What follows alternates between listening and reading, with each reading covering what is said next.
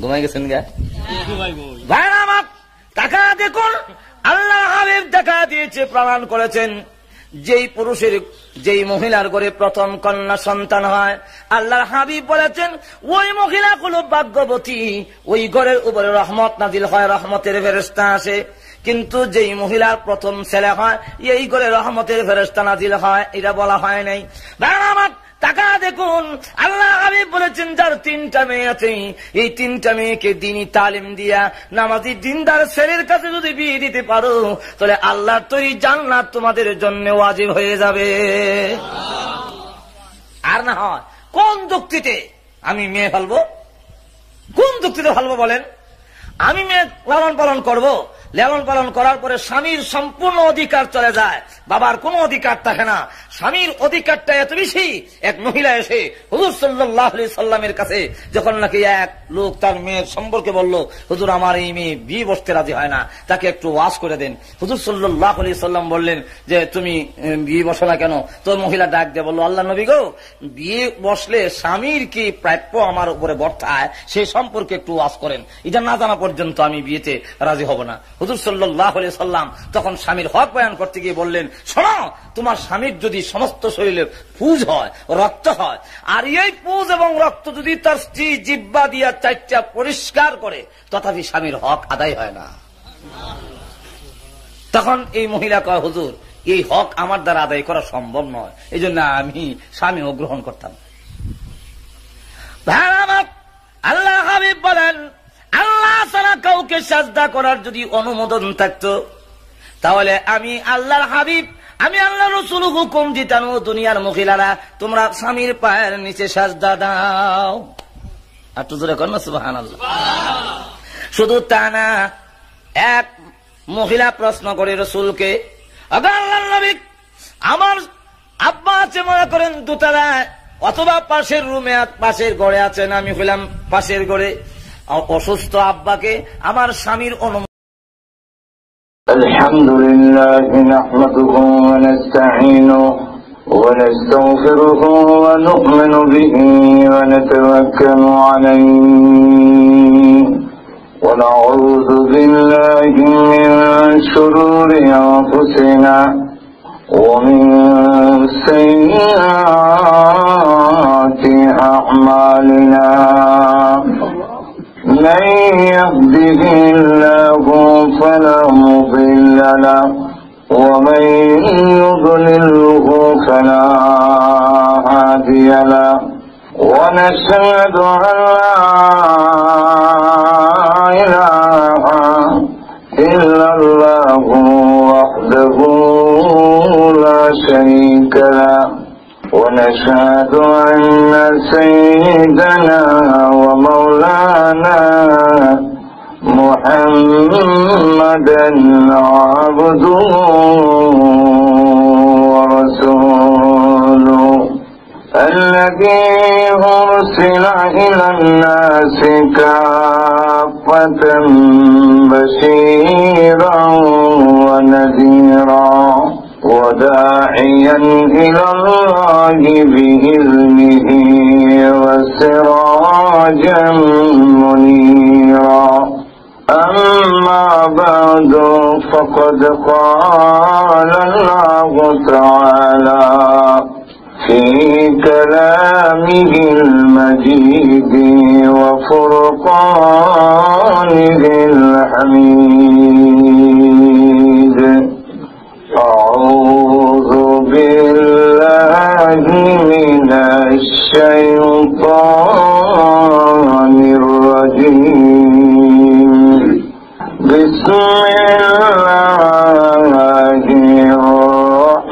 الرحمن الرحيم. يا أيها الذين آمنوا اتقوا الله وقولوا قولا سديدا يصلح لكم أعمالكم ويغفر لكم ذنوبكم ومن يطع الله ورسوله فقد فاز فوزا عظيما صدق الله العظيم صلى الله على سيدنا ومولانا محمد وعلى آله وأصحابه وسلم صلى الله على سيدنا ومولانا وعلى آله وأصحابه وسلم। বাইতুল মুকাররম জামে মসজিদ কর্তৃক আয়োজিত আজকের তাফসীরুল কোরআন মাহফিলের শ্রদ্ধাভাজন সভাপতি মুআজ্জাজ মুকাররম উলামায়ে কেরাম, মুরব্বিয়ানে আযম, উপস্থিত সমবেত প্রান্তীয় মুসলমান ভাইরা, পর্দার অন্তরালে অবস্থানরত অত্যন্ত শ্রদ্ধেয় মা ও বোনেরা, সর্বপ্রথমেই সেই মহান আল্লাহ রাব্বুল আলামিনের দরবারে অসংখ্য গণিত শুকর আদায় করছি, যিনি অত্যন্ত দয়া করে শত কাজ কর্ম ব্যস্ততা থাকার পরেও কোরআন হাদিসের আহ্বানে, কোরআনের এবং হাদিসের আলোচনা শোনার জন্য মসজিদে আমাদেরকে আসার সুযোগ দিয়েছেন। এই জন্য আল্লাহ পাকের দরবারে শুকর আদায় করছি, আলহামদুলিল্লাহ। ডাক্তার সাহেবের কাছ থেকে তো আপনারা আসলে আলোচনা শুনেছেন যে আমার 7 মাস পর্যন্ত সাউন্ড, এটা পুরুষের সাউন্ড বোঝা যাবে না। ডাক্তার সাহেবকে জিজ্ঞাসা করছিলাম 7 মাসের পরে যে আমার সাউন্ডটা আবার ফিরে আইব কতদিন পরে, বললো আর কোনদিন ফিরে আইব বলে আমাদের জানা নাই। তো সেই জায়গায় আবার যে কথা বলার সুযোগ দিচ্ছেন, এটা আসলে একমাত্র আপনাদের দোয়া আর মহান আল্লাহর দয়া। তো আল্লাহ রাব্বুল আলামিন যে আমাকে আবার আপনাদের সামনে কথা বলার সুযোগ করে দিয়েছেন, হাজির হওয়ার তৌফিক দিয়েছেন, এই জন্য আল্লাহ পাকের দরবারে শুকর আদায় করছি, আলহামদুলিল্লাহ। আমি আপনাদের সামনে পবিত্র কোরআন শরীফের সূরাতুল আহজাবের সর্বশেষ রুকু আয়াত নম্বর 70 নম্বর আয়াত থেকে নিয়ে কয়েকখানা আয়াত কারিমা তেলাওয়াত করেছি। এই আয়াতগুলোকে সামনে রেখে কিছু আলোচনা আপনাদের সামনে পেশ করতে চাই। মহান আল্লাহ পাক যেন তৌফিক দান করেন, সকলে বলেন আমিন। আয়াতগুলোর প্রথমে মহান আল্লাহ পাক ইয়া আইয়ুহাল্লাযীনা আমানু কে আহ্বান করছেন, ডাক দিচ্ছেন। পৃথিবীর যত মানুষ আছে বর্তমানে সকল মানুষকে 2 ভাগে বিভক্ত করছেন, একদল মুমিন আর একদলকে বলা হয় কাফের। তো আল্লাহ রাব্বুল আলামিন আমাদেরকে ডাক দিচ্ছেন আমানু কইয়া, হে ঈমানদার। ফার্সিতে বলা হয় ঈমানদার, আরবিতে হয় মুমিন, আমরা বাংলা করি বিশ্বাস। 3 জিনিসের প্রতি অন্তর থেকে বিশ্বাসের নাম ঈমান। একটা হলো তাওহীদ, আরেকটা রিসালাত, আরেকটার নাম হলো আখিরাত। তাওহীদ মানে আল্লাহর একত্ববাদের প্রতি তার বিশ্বাস, আল্লাহ যে এক, তার কোনো শরীক নাই। রিসালাত রসুল সম্পর্কীয় বিশ্বাস, অর্থাৎ আল্লাহ যত নবী রসুল পাঠিয়েছেন সকল নবীর প্রতি আমাদের বিশ্বাস।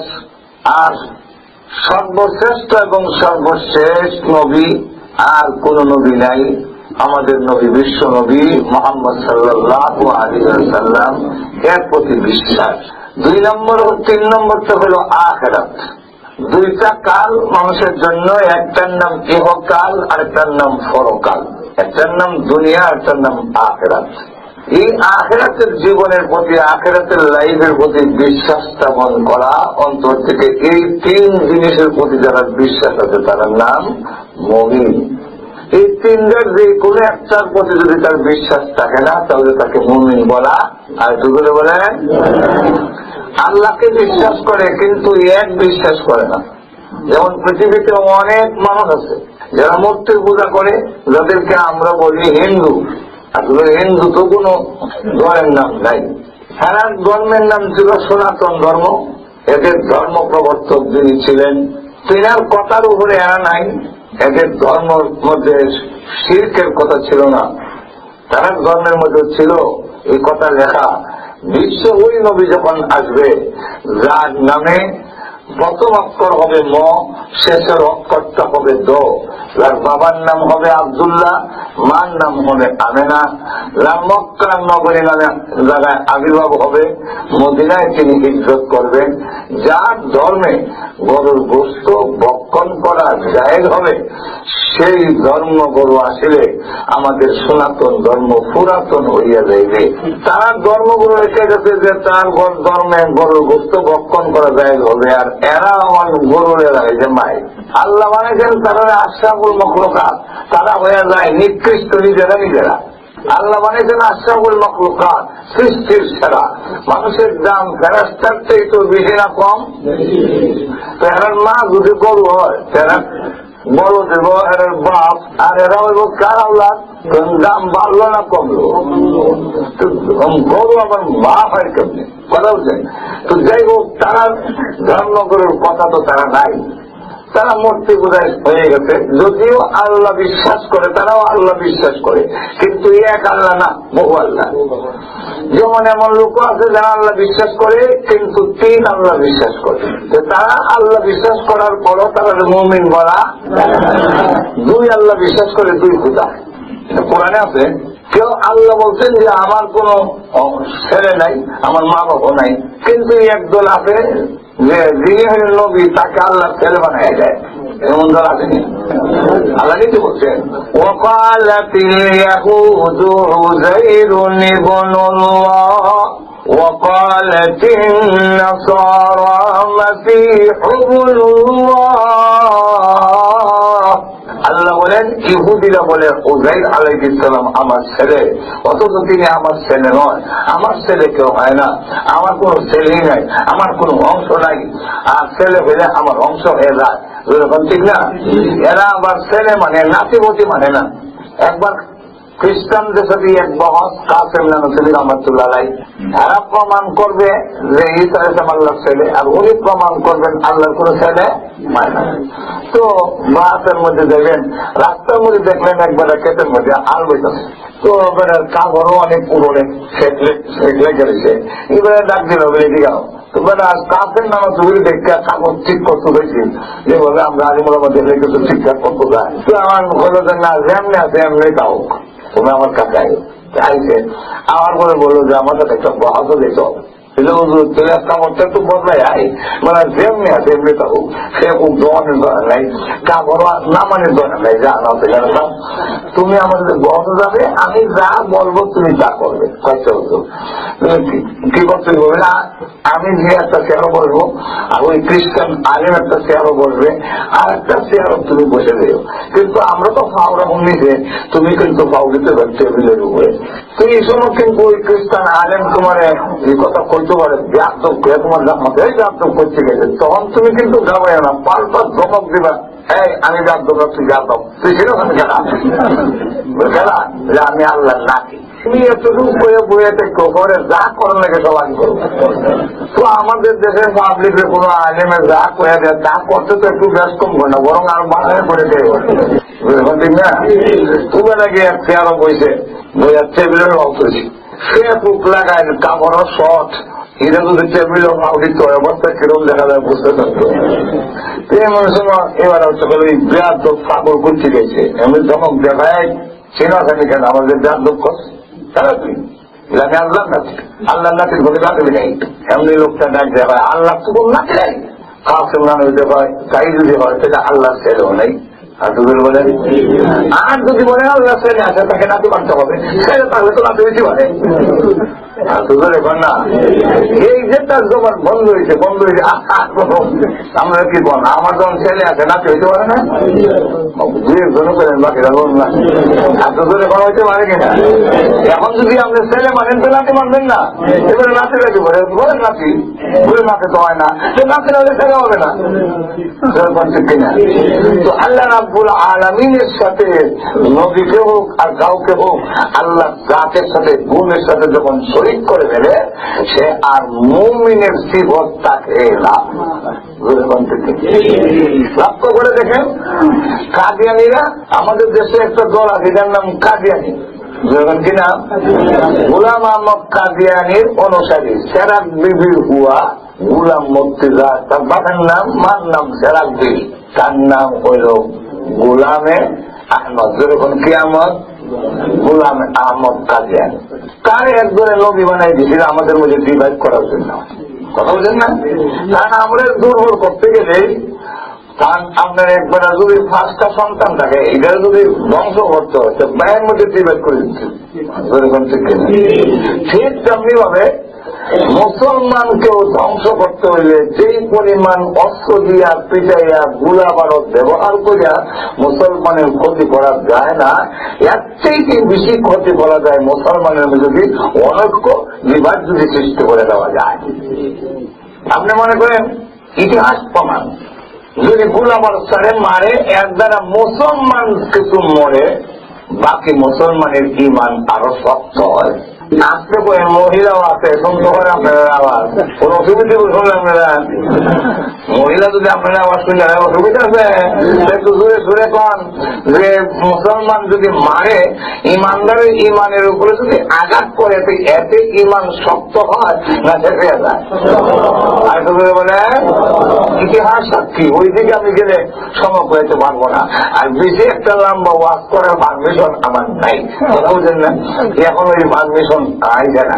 তো যাই হোক, লক্ষ্য করে দেখেন যে যতবার যত সময় এই পর্যন্ত যত মুসলমান হত্যা করা হয়েছে, শহীদ করা হয়েছে, রক্তের লাল করে দেওয়া হয়েছে, ফুরাত নদীর পানি রক্তের লাল, নীল নদীর রক্ত মানে পানি রক্তের লাল, যত রক্ত হয়েছে, তারপরে ইতিহাস বলেন, যত কিছু বলেন, যতই মুসলমানকে হত্যা করা হয়েছে, এতে মুসলমানের ইমান মজবুত হওয়া ছাড়া মুসলমান ধ্বংস হয়ে যায় নাই। কিন্তু যখন দুইটা ভাগ করে দেওয়া যায়, এই দলে এই দলে এই দলে এই দলে, যেমন এখন আবার লক্ষ্য করে দেখেন আমাদের দেশে মানে বিভিন্ন মাযহাবের তো লোক আছে, কারণ মাযহাব ছাড়া মাযহাবের আবার কিন্তু এই অনৈক্যটা এটা কিন্তু মানে দুশ্মনী নেই। এই অনৈক্যের মাধ্যমে যে চার মাযহাব হলো কেন, তাহলে এক মাযহাব, চার মাযহাব হয়েছে, এটা কিন্তু হাদিসকে আরো ফলো করার জন্য, মানার জন্য।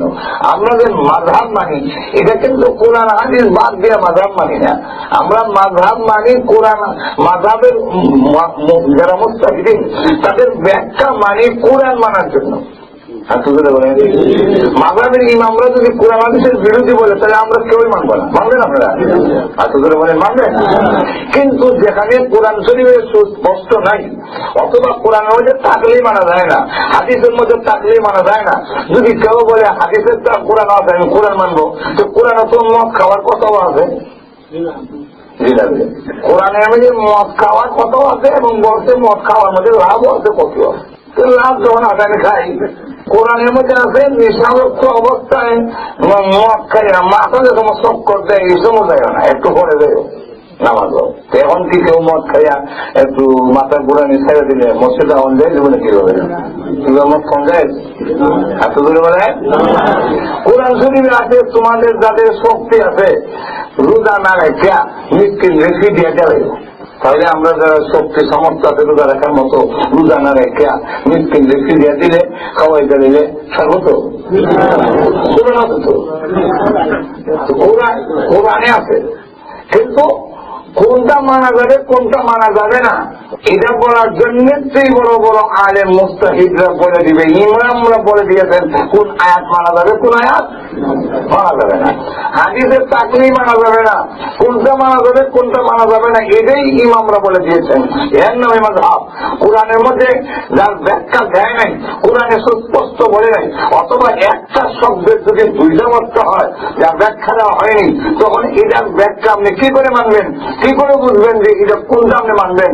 অথবা পক্ষে বিভক্তে যদি থাকে হাদিস, তাহলে আপনি কোনটা মানবেন? যেটা কোরআনে সুস্পষ্ট এটা হাদিস মানার দরকারই পড়ে না, যেটা হাদিসের মধ্যে সুস্পষ্ট সেটা কোন মাযহাবের ব্যাখ্যা মানার দরকার পড়ে না। কিন্তু যেখানে একাধিক হাদিস আছে এবং পক্ষে বিভক্তে, পক্ষে একটা বিভক্তে একটা, এরকম যদি হয় বা একটা শব্দের অর্থ যদি দুইটা তিনটা চারটা হয়, তাহলে আপনি কোন ব্যাখ্যাটা গ্রহণ করবেন? এটা আগের বড় বড় মুস্তাহিদ উলামায়ে কেরামের ব্যাখ্যা ছাড়া সাধারণ লোকেরা মানার কোন উপায় নাই। এখন লক্ষ্য করে দেখেন, সায় মাযহাবের উপর লক্ষ্য হয়ে গেছে সারা বিশ্বের সকল উম্মত, আরো মাঝাব ছিল তার কোন অনুসারী না থাকায় আস্তে আস্তে শেষ হয়ে গেছে। চারটাই রয়েছে খারাপ কথা বলছেন। এই চার মাঝাবে এক মাঝাবে অন্য মাঝাবের লোকের মন্দ হয় না, তারা যেটা করে এটাও সঠিক, আমরা যেটা করি এটাও সঠিক। এইভাবে আমাদের সমাজের মধ্যে চলে আসছে অনেক দিন ধরে। কিন্তু ইদানিং একদল বের হয়েছে যারা বলে বুকে এই নাবিন নিজে হাত বন্ধ করে নামাজ পড়ে, এদের নামাজ হই না। এই কথা যারা বলে হানাফি মাযহাবের ব্যাখ্যা অনুযায়ী যারা নামাজ পড়ে তাদের নামাজ হই না, এই কথা যারা বলে, অথচ হাত বান্দা না বান্দা এটা হলো উত্তম আর অনুত্তমের ব্যাপার। যে মাযহাবে হাত বুকে বাঁধে অথবা নাবিন নিজে বাঁধে অথবা বাঁধে না, এটা কিন্তু না বাঁধলে নামাজ হবে না এরকম না। এটা বান্দা উত্তম আর অনুত্তম সুন্নতের ব্যাপার। কিন্তু এটাকে যখন এইভাবে নিয়ে আসছে যে এইভাবে না করলে নামাজ হবেই না, তাহলে তার কথার দ্বারা কত কোটি লোকের নামাজ হইতেছে না। এটা বলার কারণটা কি?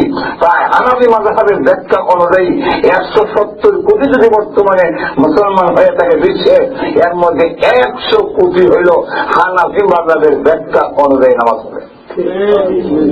তাহলে কত কোটির নামাজ হইতেছে না চিন্তা করছেন। আর এটা কি এই আজকের থেকে শুরু হয়েছে?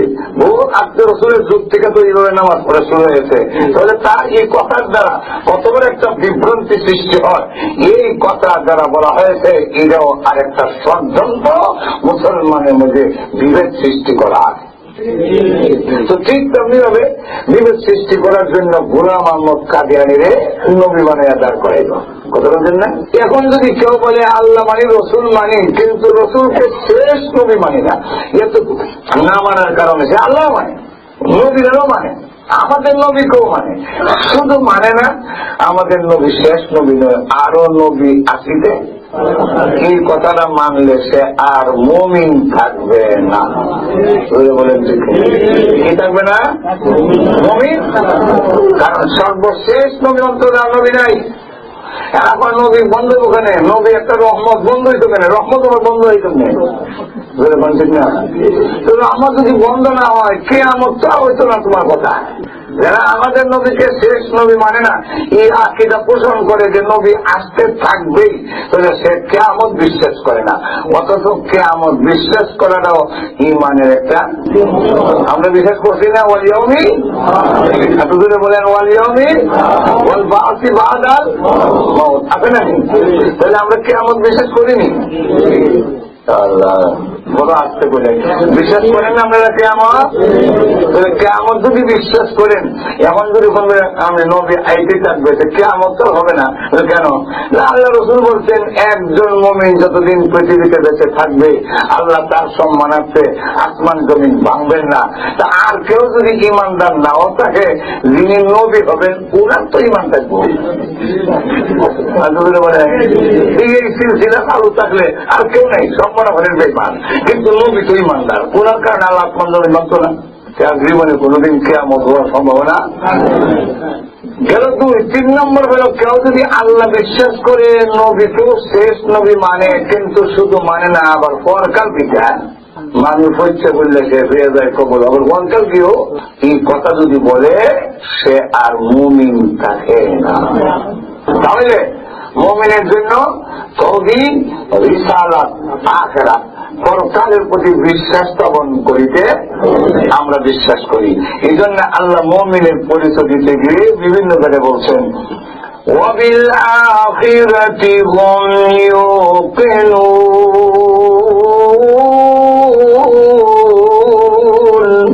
পরকালের প্রতি যারা দৃঢ় বিশ্বাসী।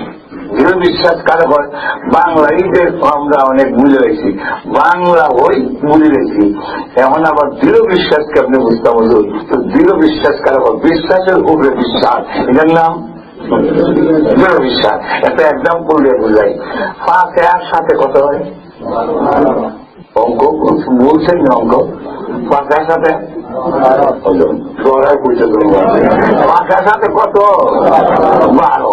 আচ্ছা আমি যদি বলি 13 মানে যদি ইমাম সাহেব 5 13 ইমাম সাহেব কইলেও মানবেন না, আমি লোকে মানবেন না, ভারত থেকে আরশাদ মাদানি যদি আইসা বলেন যে পাঁচে আসাতে 13 হয়, বলবেন মাদানি হবে কত মানি না, পাঁচে আসাতে 12-13 বলে কেমন হইব, এটা যেমন মানি না। কেন? এটার নাম আমার দৃঢ় বিশ্বাস। জোরে কণ্ঠে ঘেরা এই মুমিনের বিশ্বাসটা হলো এমন দৃঢ়, দাজ্জাল যদি আইসা বলে তারপরেও খোদা মানবে না। আর শুধু বলেন দৃঢ় বিশ্বাস, দাজ্জাল বলবো একবারে আমার খোদা মান, ওরা তুমি খোদা না, তখন থেকে দেবো খাইতে জোড়া লাগাইব, আবার জিন্দা বসে তখন দেখ জোড়া লাগাই দিলাম আমি খোদা কিনা। এখন আমার বিশ্বাসটা আরো রক্ত হয়েছে তুই যে খোদা না, তুই কেমনে বললে খোদা না? দেখ যত বাতিল আছে আল্লাহ কিছু নিদর্শন রেখে দেয় যে বাতিল বোঝার জন্য। যত খুন হয় প্রত্যেক খুনের কাছে একটা নিদর্শন থেকে যাবে, যত বড় বুদ্ধিমানী হোক একটা ভুল তার হবেই, যে ভুলটার উপরে ভিত্তি করে পুলিশ বাহিনী গোয়েন্দা বাহিনী খুঁজে যেন খুনি বের করতে পারে। বাংলাদেশের পুলিশ যদি সৎ হয় তাহলে একটা কোনো গোপন থাকবে না, খুন প্রকাশিত হবেই। এর কারণ খুনিরা যত বড় চালাকি হোক, যত বুদ্ধিমানী হোক, একটা না একটা ভুল তারা হয়ে দেব যে এটার মৃত্যু করে আমরা বের করে দেব। যেমন প্রমাণ দেন তো দিদি, প্রমাণ হইল ইউসুফ আলাইহিস ইসলামের ভাইয়েরা এত মেধা, এত বুদ্ধি, এত আকল টাকার বড়, তারা খুব বুদ্ধিমান ছিল। কি পরিমাণ বুদ্ধিমান এটা আমি মাঝে মাঝে বলি যে এত বুদ্ধিমান তারা 10 ভাই রাস্তা দিয়ে যেতেছে, তো এক রাস্তা দিয়া ক্ষেতের আইল দিয়া, তো একজনে করে এই দিক দেখতে গাই গেছে, গাই কিন্তু দেখছে না, তো দিকের তো ঠিক করছো, এদের একটা চোখ নাই, তার তো এটা 7-8 মাসের গাভী। আর যে এলাকাতে হইতেছে ওই এলাকার একবারে একটা গাই গত রাত্রে চুরি, এইবারে গাই 7-8 মাসের গাছ, একটা চোখ নাই। এইবারে সূর্য আমার কাছে দিয়ে যেতেছে, সব রাখতে বলো তোমরা আমার গাই চুরি করছো, তাই আমি গাই চুরি করো। তো নাই যে তোমার এই দিকটা গাই গেছে কেমনে জানো, এক চোখ নাই যে কেমনে জানো, আন্দাজ করিতে মাঝে এগুলো কে মানে গাই যেইরো কইলেছ, চোখ নাই এরো কইলেছ, এটা 7-8 মাসের গাভীরও কইলে আন্দাজ করে দিয়ে তখন কেমন আন্দাজ করে বইছো, এটা আমরা মানি না। চলো বাদশার দরবারে, বাদশার দরবারে নিচে এরা আমার গাই চুরি করছে, এরা কয় আমরা পয়গাম্বরের আওলাদ, আমরা জীবন ওষুধ না। ও হয়তো তোমরা এই আকুরের সামনে আওলাদ বলে, হ্যাঁ, তো অর্ডার দেবে, নাস্তা দাও, খাওয়ান দাও, তো খাওয়ান দিছে, তারা খাইতেছে আর বাদশার দুধ দিয়ে একটু হাঁটাহাঁটি করে, এমন সময় খায় আর একটা হয়। এই দেশের বাদশার জন্ম নিয়েছে কিছু দুধ আছে, বাদশাও জানে তার জন্ম নিয়ে যে কিছু কথাবার্তা, বাদশা করে এটা করলো তুমি। আর তো রুটি যে বানায়, এই রুটি যে বানাইতেছে এরও মাসিক রোগ হইতেছে, রোগ আছে। বাদশাহ বলল ফরেন বিচার করুন না, আগে এই দুইটা করে যে কেমন করে আন্দাজ করে বলছে, আগে কেমন আন্দাজ করে বলছে যে সমস্ত পয়গাম্বরের সুন্নত মেজবান যে খাওয়ায় মেহমানের সাথে খাওয়া, তুমি দূরে দূরে 8টা জনের কাছে আইও না, আমরা তো মেহমান। এতে বোঝা গেল জন্মের কিছু অসুবিধা না থাকলে এরা পয়গাম্বরের সুন্নতকে এইভাবে অস্বীকার করে না, এটা আন্দাজ করে বলছে। আচ্ছা রুটি যে এবারে তার যে মাসে কইতেছে, ঠিকই তো মাসে খবর হয়েছি, তুমি কেমন বুঝলা? ও যতটা রুটি বানাইছে প্রত্যেকটা রুটির মাঝখান কাঁচা থাকে, এতে বোঝা যায় যে মানে ধরে এর কোনো সমস্যা আছে। কোথাও এইবার কত দিকে তোমরা এই আন্দাজ করে কেমনে বলছো, 2 সাইডে গাছ আছে, গাভী যখন ঘাস খায়, গায়ে যখন ঘাস খায় তখন ঘাসের আগা মাথা খেলে খাওয়া যায়, আর বড় যখন খায় যাতা মানে নিজে নেয়। এতে দেখো আমি শুধু আগা খায় আগে গেছে, এতে বুঝলাম এটা গায়ে খাইছে, এটা বড় দেখেছে। আচ্ছা এটা চোখ নাই কেমনে বলছো, 2 দিকে গাছ আছে, একদিকে খায় গেছে, আরেক দিকে মুখ লাগাইছি। আচ্ছা এটাতে 7-8 মাসের গাছ কেমনে বলছো, 4টা বাবার ডাক আছে, পিঠের 2টা পাও বেশি ডাকছে, এতে বোঝা যায় ফ্যানের পিছনে মাল আছে লোক। ও সুবহানাল্লাহ, তোমরা এত আকলের মেধা, এত আকল মেধা থাকার পরে একটা বকরির রক্ত দিয়া ইউসুফের জামাটা কুল্লা রক্তাক্ত করলো যাতে বুঝে পাবে বাঘে খাইছে, এটা বুঝলো না বাঘ বাঘে খাইলে যে জামা ছিঁড়া দেখা, বাঘে খাইলে যে আমার বাঘে খায় আমার জামাটা ফিরত না, এটা তো বুঝে। তারপরে যে বুঝাম যে রক্ত দেখেন ভিটামিন ক্যাপিমিন মিথ্যা রক্ত লাগাই দিয়েছে, রক্ত লাগাইছে কেন বাবারে বুঝাবার জন্য বাঘে খাইছে, বাঘে খেলে জামা ফিরবো তাই না ছিলাম না। এই কথাটা ভুল ফিরে গেছে, এই কথাটা ভুল বললো কেন, যাতে ইয়াকুব আলাইহিস সালাম ওই নিদর্শনের উপরে ধরতে পারে ওরা মিথ্যাবাদী বাঘে খাইছে না। তাই ইয়াকুব আলাইহিস সালাম জামানা এইভাবে ধরে তিনি বললেন, কেমন শিকারী বাঘ খাইলে তুই এত প্রশিক্ষণ প্রাপ্ত কেমনে হইলে যে জামার ভিতর থেকে মানুষটা খাইলে জামাটা ছিল না। ধরা বলি ধরলে বাঘটা ধরলে বড় বড় মানুষ তৈরি দূরে ব্যাগ দিয়ে একটা বাঘ ধরে নিয়েছে, মনে হচ্ছে নিরপরাধ এর উপর দোষ চাপাই দেই। আল্লাহর কসম কোনদিন নিরপরাধের উপর দোষ চাপাইয়া পৃথিবীতে উদ্ধার পাওয়া যায় না। আর তো ধরে বলে এখন লক্ষ্য করে দেখেন এই বুবা বাঘ তার উপর দিকে দোষ চাপাইয়া যে এই বাঘের এসে ধরে নিয়েছে। তো এখন ইয়াকুব আলাইহিস সালাম মাথার হাত রেখে বাঘরে বললেন, তুই আমার ইউসুফে কেন খাইলে? বাঘের জবান দিয়ে আল্লাহ খুললেন। বাঘের ডাক দিয়ে ভাই আপনার ছেলেরে খামুদুরের কথা জীবনে দেখছিও, আর আমি জঙ্গলও তাই না, আমি আরেক জঙ্গলে থাকি বেড়াইতে পারতাম, আমি ছেলের আমার দুর্বিশ। ইয়াকুব আলাইহিস সালাম বিষয়টা তখন বুঝতে পারলেন, তখন দেখলেন আর বেশি কাটাকাটি করা এটা আমার জন্য বিপজ্জনক, এটা ভালো হবে না। তাই ফাসবরুল জামিল আল্লাহুল মুস্তাআন আলা মা তাসিফুন, সবুর করে ফেললেন। তো আমি যে কথাটা আপনাদেরকে বুঝাতে চেয়েছিলাম যে খুনিরা যখন খুন করে একটা না একটা নির্দেশন, হয়তো মোবাইল মানে যে মোবাইলের কাঠ মারা যায়, নাইলে জুতা পড়ে গেছে, নাইলে মুজা পড়ে গেছে, নাইলে সাইকেল স্টাফ দিবার সময় একটা নিদর্শন রেখা যায় যেটা ভিত্তি করে বিচার চালালে খুনি পর্যন্ত পৌঁছা যায়। তাই এবার লক্ষ্য করে দেখেন, অবিল আখিরাতে হুম ইউকিনুন, পরকালের প্রতি দৃঢ় বিশ্বাস। যেরকম কি বিশ্বাস? এই দৃঢ় বিশ্বাস এই হলো মুমিনের লক্ষণের মধ্যে একটা, মুমিনের পরিচয়ের মধ্যে একটা পরিচয় যারা পরকালের প্রতি বিশ্বাস করে। এই মুমিনদেরকে তাদেরকে বলা হয় আরবিতে মুমিন, ফার্সি ভাষায় বলা হয় ইমানদার। আমরা বাংলায় এটা খুব পরিচিত ইমানদার শব্দটা, যেরকম ঠিক না? এই কারণে আমরা দেখো দ্বার আছে তো অনেক, জমিদার, তরফদার, আওলাদার, সবদার, চৌকিদার, এরকম আছে না? এই জমিদার থেকে তৈরি যত চৌকিদার পর্যন্ত যত দ্বার আছে এর মধ্যে সবচেয়ে দামি হইল ইমানদার। ইমানদারকে আল্লাহ রাব্বুল আলামিন আহ্বান করতেছেন, ইয়া আইয়ুহাল্লাযীনা আমানু। আল্লাহ প্রথম মায়া সম্মান করে আমরা ডাক দিচ্ছেন, হে ইমানদারেরা।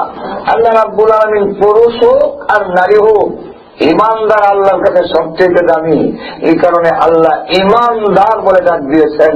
কোরআনের কোন একটি আয়াত ছাড়া একটা আয়াত প্রসঙ্গে আনছেন, নাইলে কোন একটি আয়াতে নাই ইয়া আইয়ুহাল্লাযীনা কাফারু। শুধু সূরাতুত তাহরিমের একটি আয়াতে 28 পারা একটা আয়াত আছে ইয়া আইয়ুহাল্লাযীনা কাফারু, কাফারু একটা আয়াতই আছে। আর নাইলে ইয়া আইয়ুহাল্লাযীনা কাফারু কইয়া আল্লাহ ডাক দেন নাই। আল্লাহ ডাক দেওয়া ইয়া আইয়ুহাল্লাযীনা আমানু, এই ডাকটার মধ্যে একটা মর্যাদা আছে না নাই? আর তো বলে আল্লাহ রাব্বুল আলামিন ইমানদারকে আহ্বান করে বলছেন যে কথাটা বলবেন, এর কারণ যে পরকালে আমরা যদি সুখ শান্তি পেতে চাই, আমরা যদি পরকালে জাহান্নামের আগুন থেকে মুক্তি পেয়ে জান্নাতে যেতে চাই, তাহলে ইহকালের জীবন হইতে হবে সুশৃঙ্খল। উচ্ছৃঙ্খলতার জীবন মুমিনের হয় না। মুমিনের জীবন খুব সুশৃঙ্খল, মুমিনের জীবনটা খুব ক্লিন, মুমিনের জীবন খুব পরিষ্কার। আমরা যত ক্লিন অত ক্লিন কোন জাতি হয় না। আমরা দেখেন কতবার দৈনিক মুখ দিতে হয়, আমরা কতবার কুলি করতে হয়, আমরা নাক কতবার সাফ করতে হয়। অনেকে তো মুখ সাফ করতে দূরের কথা, আরো অনেক জায়গায় সাফ করে না। এখন লক্ষ্য করে দেখেন আমরা দৈনিক 5 বার কতভাবে পানি দিয়ে পরিষ্কার করি, উজু করি, না পানি দিয়ে কুলি করি, ঠিক না? আমরা কত পরিষ্কার। মুমিনের জিন্দিগি হবে একটা সুশৃঙ্খল জিন্দিগি। উচ্ছৃঙ্খলতার জিন্দিগি কখনো মুমিনের জিন্দিগি হবে না। আর উচ্ছৃঙ্খলার জিন্দিগি যারা হবে তারা কখনো জান্নাত লাভ করতে পারবে। যেমন প্রধান লক্ষ্য করে দেখেন আপনাদের এখান থেকে একটা রাস্তা নিউ ইয়র্ক, এবার একটা রাস্তা সোজা, এই রাস্তা দিয়ে যেতে গেলে মাঝে মাঝে সাদা দাগ আছেনি। এই নিউ ইয়র্ক পর্যন্ত যাইতে গেলে মাঝে মাঝে আবার স্পিড ক্যামেরা আসেনি। আমাদের কাছে আছে কিনা জানি না, তো লন্ডন তো আছে, আপনারা স্পিড ক্যামেরা আসেনি। আচ্ছা, মাঝে মাঝে ট্রাফিক লাইট পড়েনি। এখন কোন লোক যদি বলে, এগুলো তো মানতে হয় না, মানতে হয় না। এখন কোন লোক যদি বলে ট্রাফিক লাইট দিয়ে যদি আমার আটকানো হয়, স্পিড ক্যামেরা দিয়ে যদি আমার গতিকে ব্রেক করা হয়, তাহলে কি আমার স্বাধীনতা হরণ করা হইল না? স্বাধীনতা হরণ করা হয়েছে না। আমি সুযোগ করে দেখতাম আমার আটকে দেবেন ট্রাফিক লাইট দিয়া, আমি এগুলা মানবো না, আমার স্বাধীনতা হরণ করা হয়েছে। এই কথা বলে যদি সাদা দাগের একটা মানে একবারে সামনে যায়, আর স্পিড ক্যামেরা মানে না, ট্রাফিক লাইট মানে না, তাহলে তার এই জিন্দিগি নিউ ইয়র্ক পর্যন্ত যাওয়া কি সম্ভব? আর তো ধরে বলেন, তার এই গাড়ি নিউ ইয়র্ক পর্যন্ত যাওয়া সম্ভব না। শুধু সে একা ধ্বংস হবে না, আরো 2-4 জনকে ধ্বংস করার সম্ভাবনা আসেনি না নাই? আর তো ধরে বলেন, এই তেমনি ভাবে আল্লাহ রাব্বুল আলামিন জান্নাত পর্যন্ত যাওয়ার জন্য সিরাতে মুস্তাকিমের যে রাস্তা দিয়ে আপনি জান্নাতে যাবেন, সেই রাস্তাতে যেতে গেলে কিছু নিয়মাবলী, কিছু বিধান আছে। সেই বিধানের নামে হল আমাদের হালাল হারাম, বৈধ অবৈধ, জায়েজ নাজায়েজ। এই জায়েজ নাজায়েজ যতগুলো বিধান সবগুলো হল আমাদের সিরাতে মুস্তাকিমে সুসংগঠিত ভাবে জান্নাতে নেওয়ার জন্য। এখন যদি কেউ বলে যে মেয়েদেরকে যে পর্দার বিধান দেওয়া হয়েছে, এই পর্দার বিধান দেওয়া হয়েছে নারী স্বাধীনতা পালন করার জন্য, নারীকে যে পর্দা দেওয়া হলো সেই জন্য চাইলে চলবে, কিসের পর্দা? পর্দা দিয়ে নারীকে পেছানো হয়েছে, নারীর স্বাধীনতা হরণ করা হয়েছে।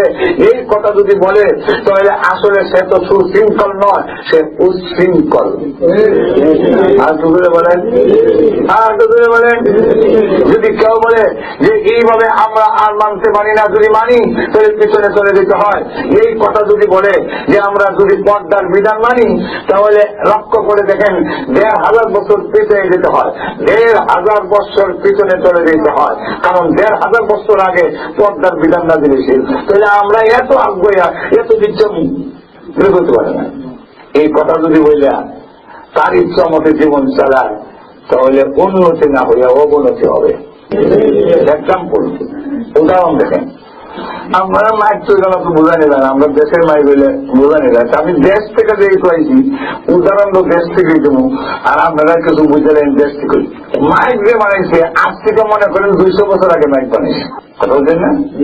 তো যিনি মাইক বানাইছেন তিনি নিয়মাবলী বিধান দিচ্ছেন, মাউথপিস বক্তার মুখের সামনে হরন বাঁশের আঘাত হিসেবে ইউনিট ফিট করে মেশিনের মধ্যে যোগাযোগ রেখে আবার ব্যাটারের মধ্যে ক্লিপ দিয়ে সিভাবে হইয়া এইভাবে মাইক সেট করবা। এখন যদি কেউ বলে 200 বছর আগে মাইক আবিষ্কার হয়েছে, আমি কি এখনো তার বিধান মানতে হবে? আমরা কথা পাইছি শুধু ঠিক না? সুতরাং ওই সিস্টেম বা আমরা কথা মতো মাইক ফিট হবে। ওই সামনে মাউথ পিস নিয়ে ও বাসের আঘাত বান্ধ ওপরে, গড়ের উপরে, আর গরমগুলো শ্রোতাদের মাথার কাছে মেসেজ করো। ক্লিপ দিয়ে চিবাদা ব্যাটারের মধ্যে না ধরিয়া বক্তার 2 আঙ্গুলের মধ্যে দিক করে দেয়। আমি আপনাদের দিকে যে চাই মাইকটা সল হয়েছে না অসল্প, জানে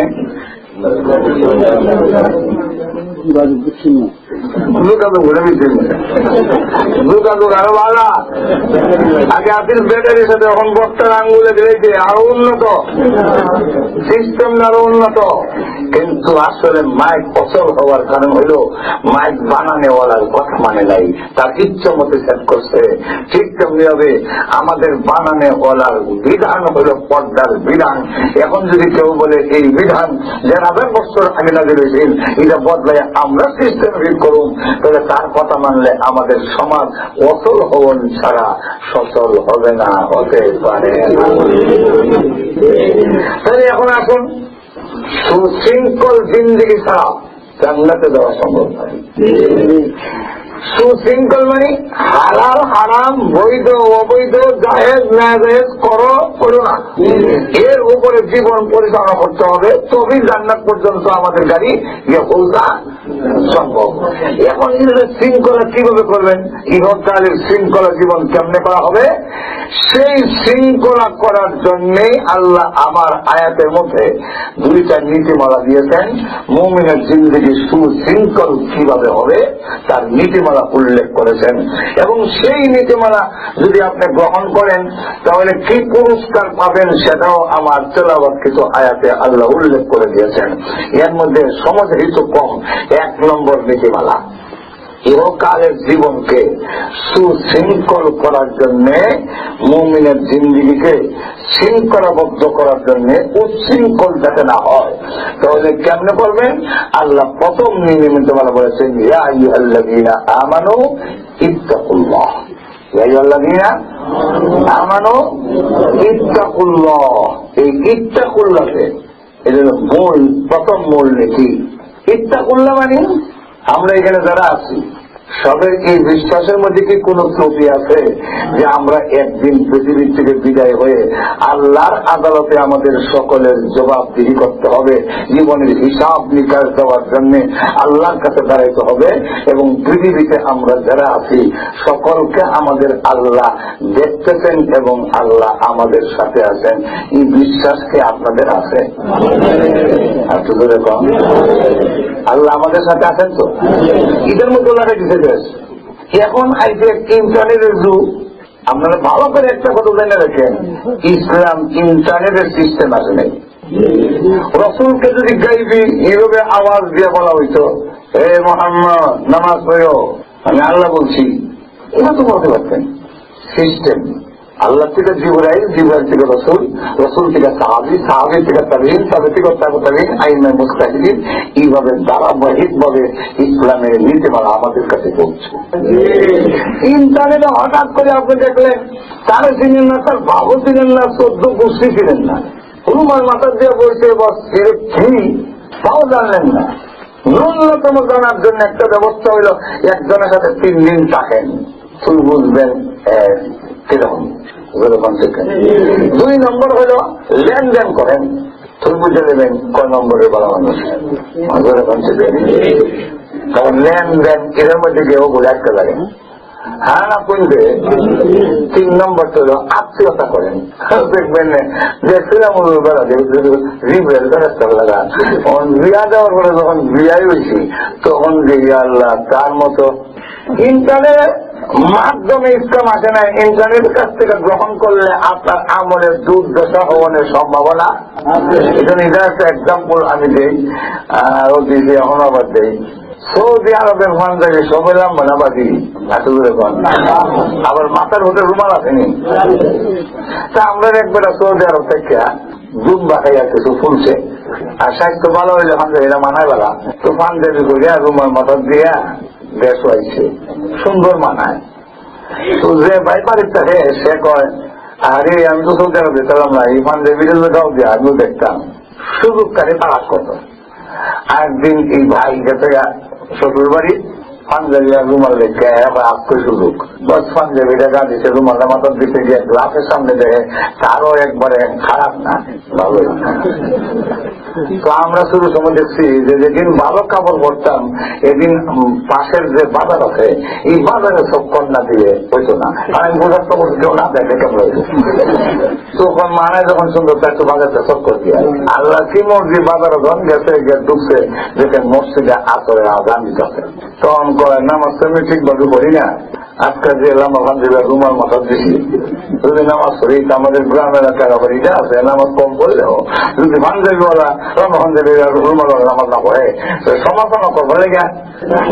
আপনারা দেশে টুপি মাথাত নাই, দাড়ি নাই, আর ফ্যান আরো 8 আপনারা আরো 8 আঙ্গুল নিচে, এরপরে দেওয়া যায় ইমামতি করতেছে, মুসল্লি কিছু পায় না। আমরা দেশের নামাজ ঠিকভাবে না করলেও এর নামাজ হয়ে দিয়েছিল না,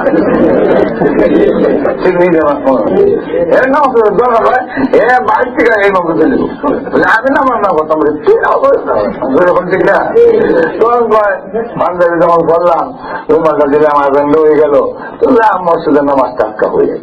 আল্লাহ বাজারে মসজিদ তো ইমামও নির্ধারিত নাই, আর জমা তো অনেকটা হয়, তো ইমাম তালাশ করলাম, তো সাহেব দেখে যে রুমাল আল্লাহ পাঞ্জাবি এইবার বেশিবার দেখা ইমামতি, তো ভাই নামাজ পড়ান পাঞ্জাবি হয়ে গেলে লোকেরা বাইসে পাঞ্জাবি ওইদিকে নামাজ হয় না, নামাজ পড়ান রুমাল হয়েছে। হ্যাঁ বুঝাই তো দেখতেছে যে আমি নামাজ পড়বার উপযুক্ত না, পাঞ্জাবের রুমাল যা দেখতেছে যে আমার না। কোন বইটা করেও আল্লাহওয়ালারা সহজে ইমামতি চাইতো চায় না, একটু জোর করি যেমন এর মধ্যে জোর করে আমি ইমামতি দাগ করেছি। ঠিকভাবে নামাজ বলেন আজকে ইমামতি হয়েছে। রাত আসরের নামাজ সূরা কেরাত জোরে পড়ান লাগে না, কিন্তু মুসলমান হিসাবে আল্লাহ আকবার এসে নিয়ত বাঁধে, রুকু যায়, সেজদা যায়, এটা তো জানে।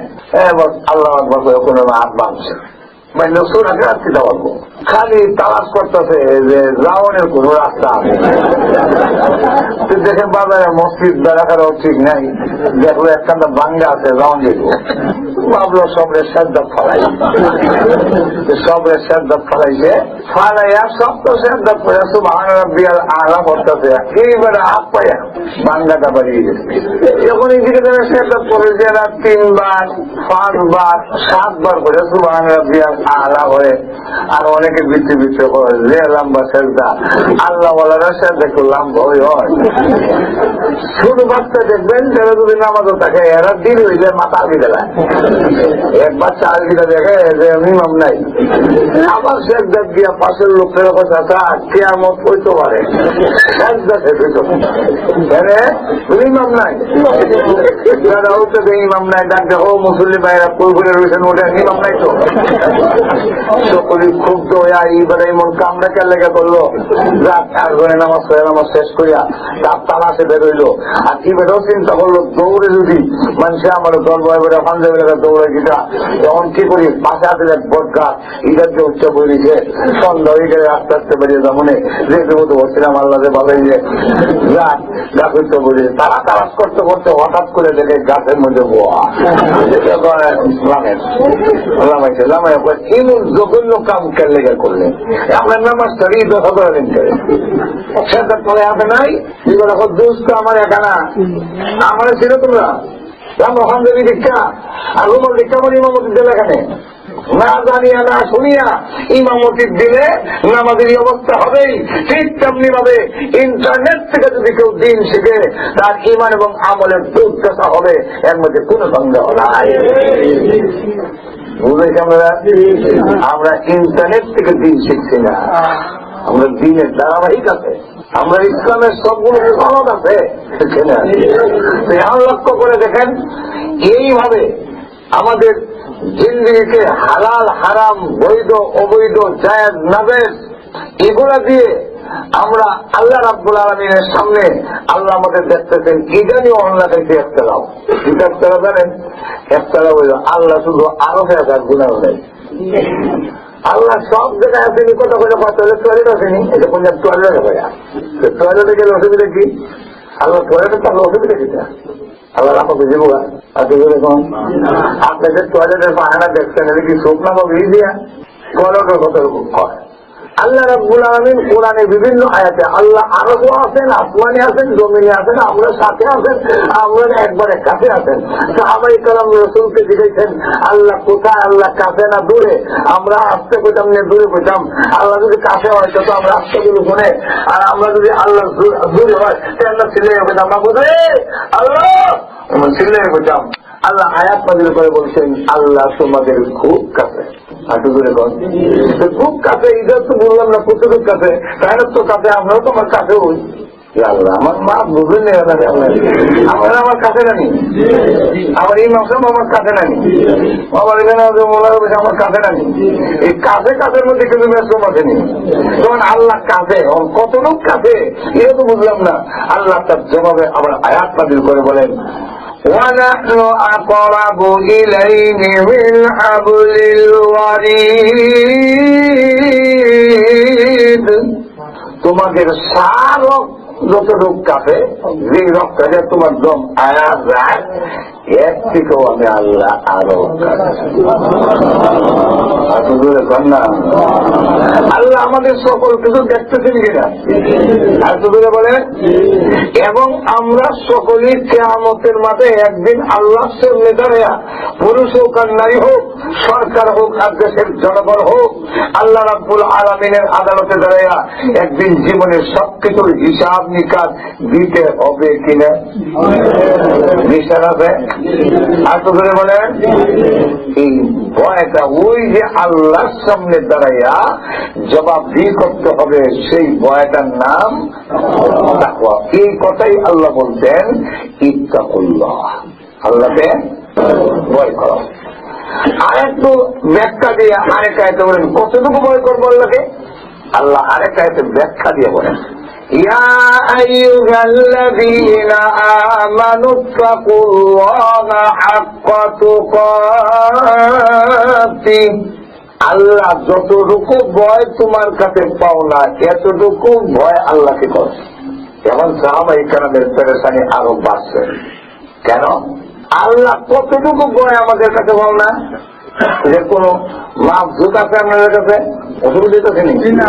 আল্লাহকে কতটুকু ভয় করবো এদের কোন মাপ জুত আছে? এমন সাহাবায়ে কেরাম বলেন আল্লাহ কতটুকু পাও না, এটা তো কোনো কিছু নাই যে মাইক এতটুকু পাও না। এখন তো আল্লাহ আল্লাহ আপনাদের বললেন আল্লাহরে ভয় করো, আত্মত কাদেরই যতটুকু আল্লাহর হক তোমাদের কাছে পাও না এতটুকু আল্লাহরে ভয় করো। তখন আল্লাহ তার জবাবে আরেক আয়াত নাযিল করে মাপ দিছেন কতটুকু আল্লাহরে ভয় করা। বলবো আরেক আয়াত আল্লাহ বলেন,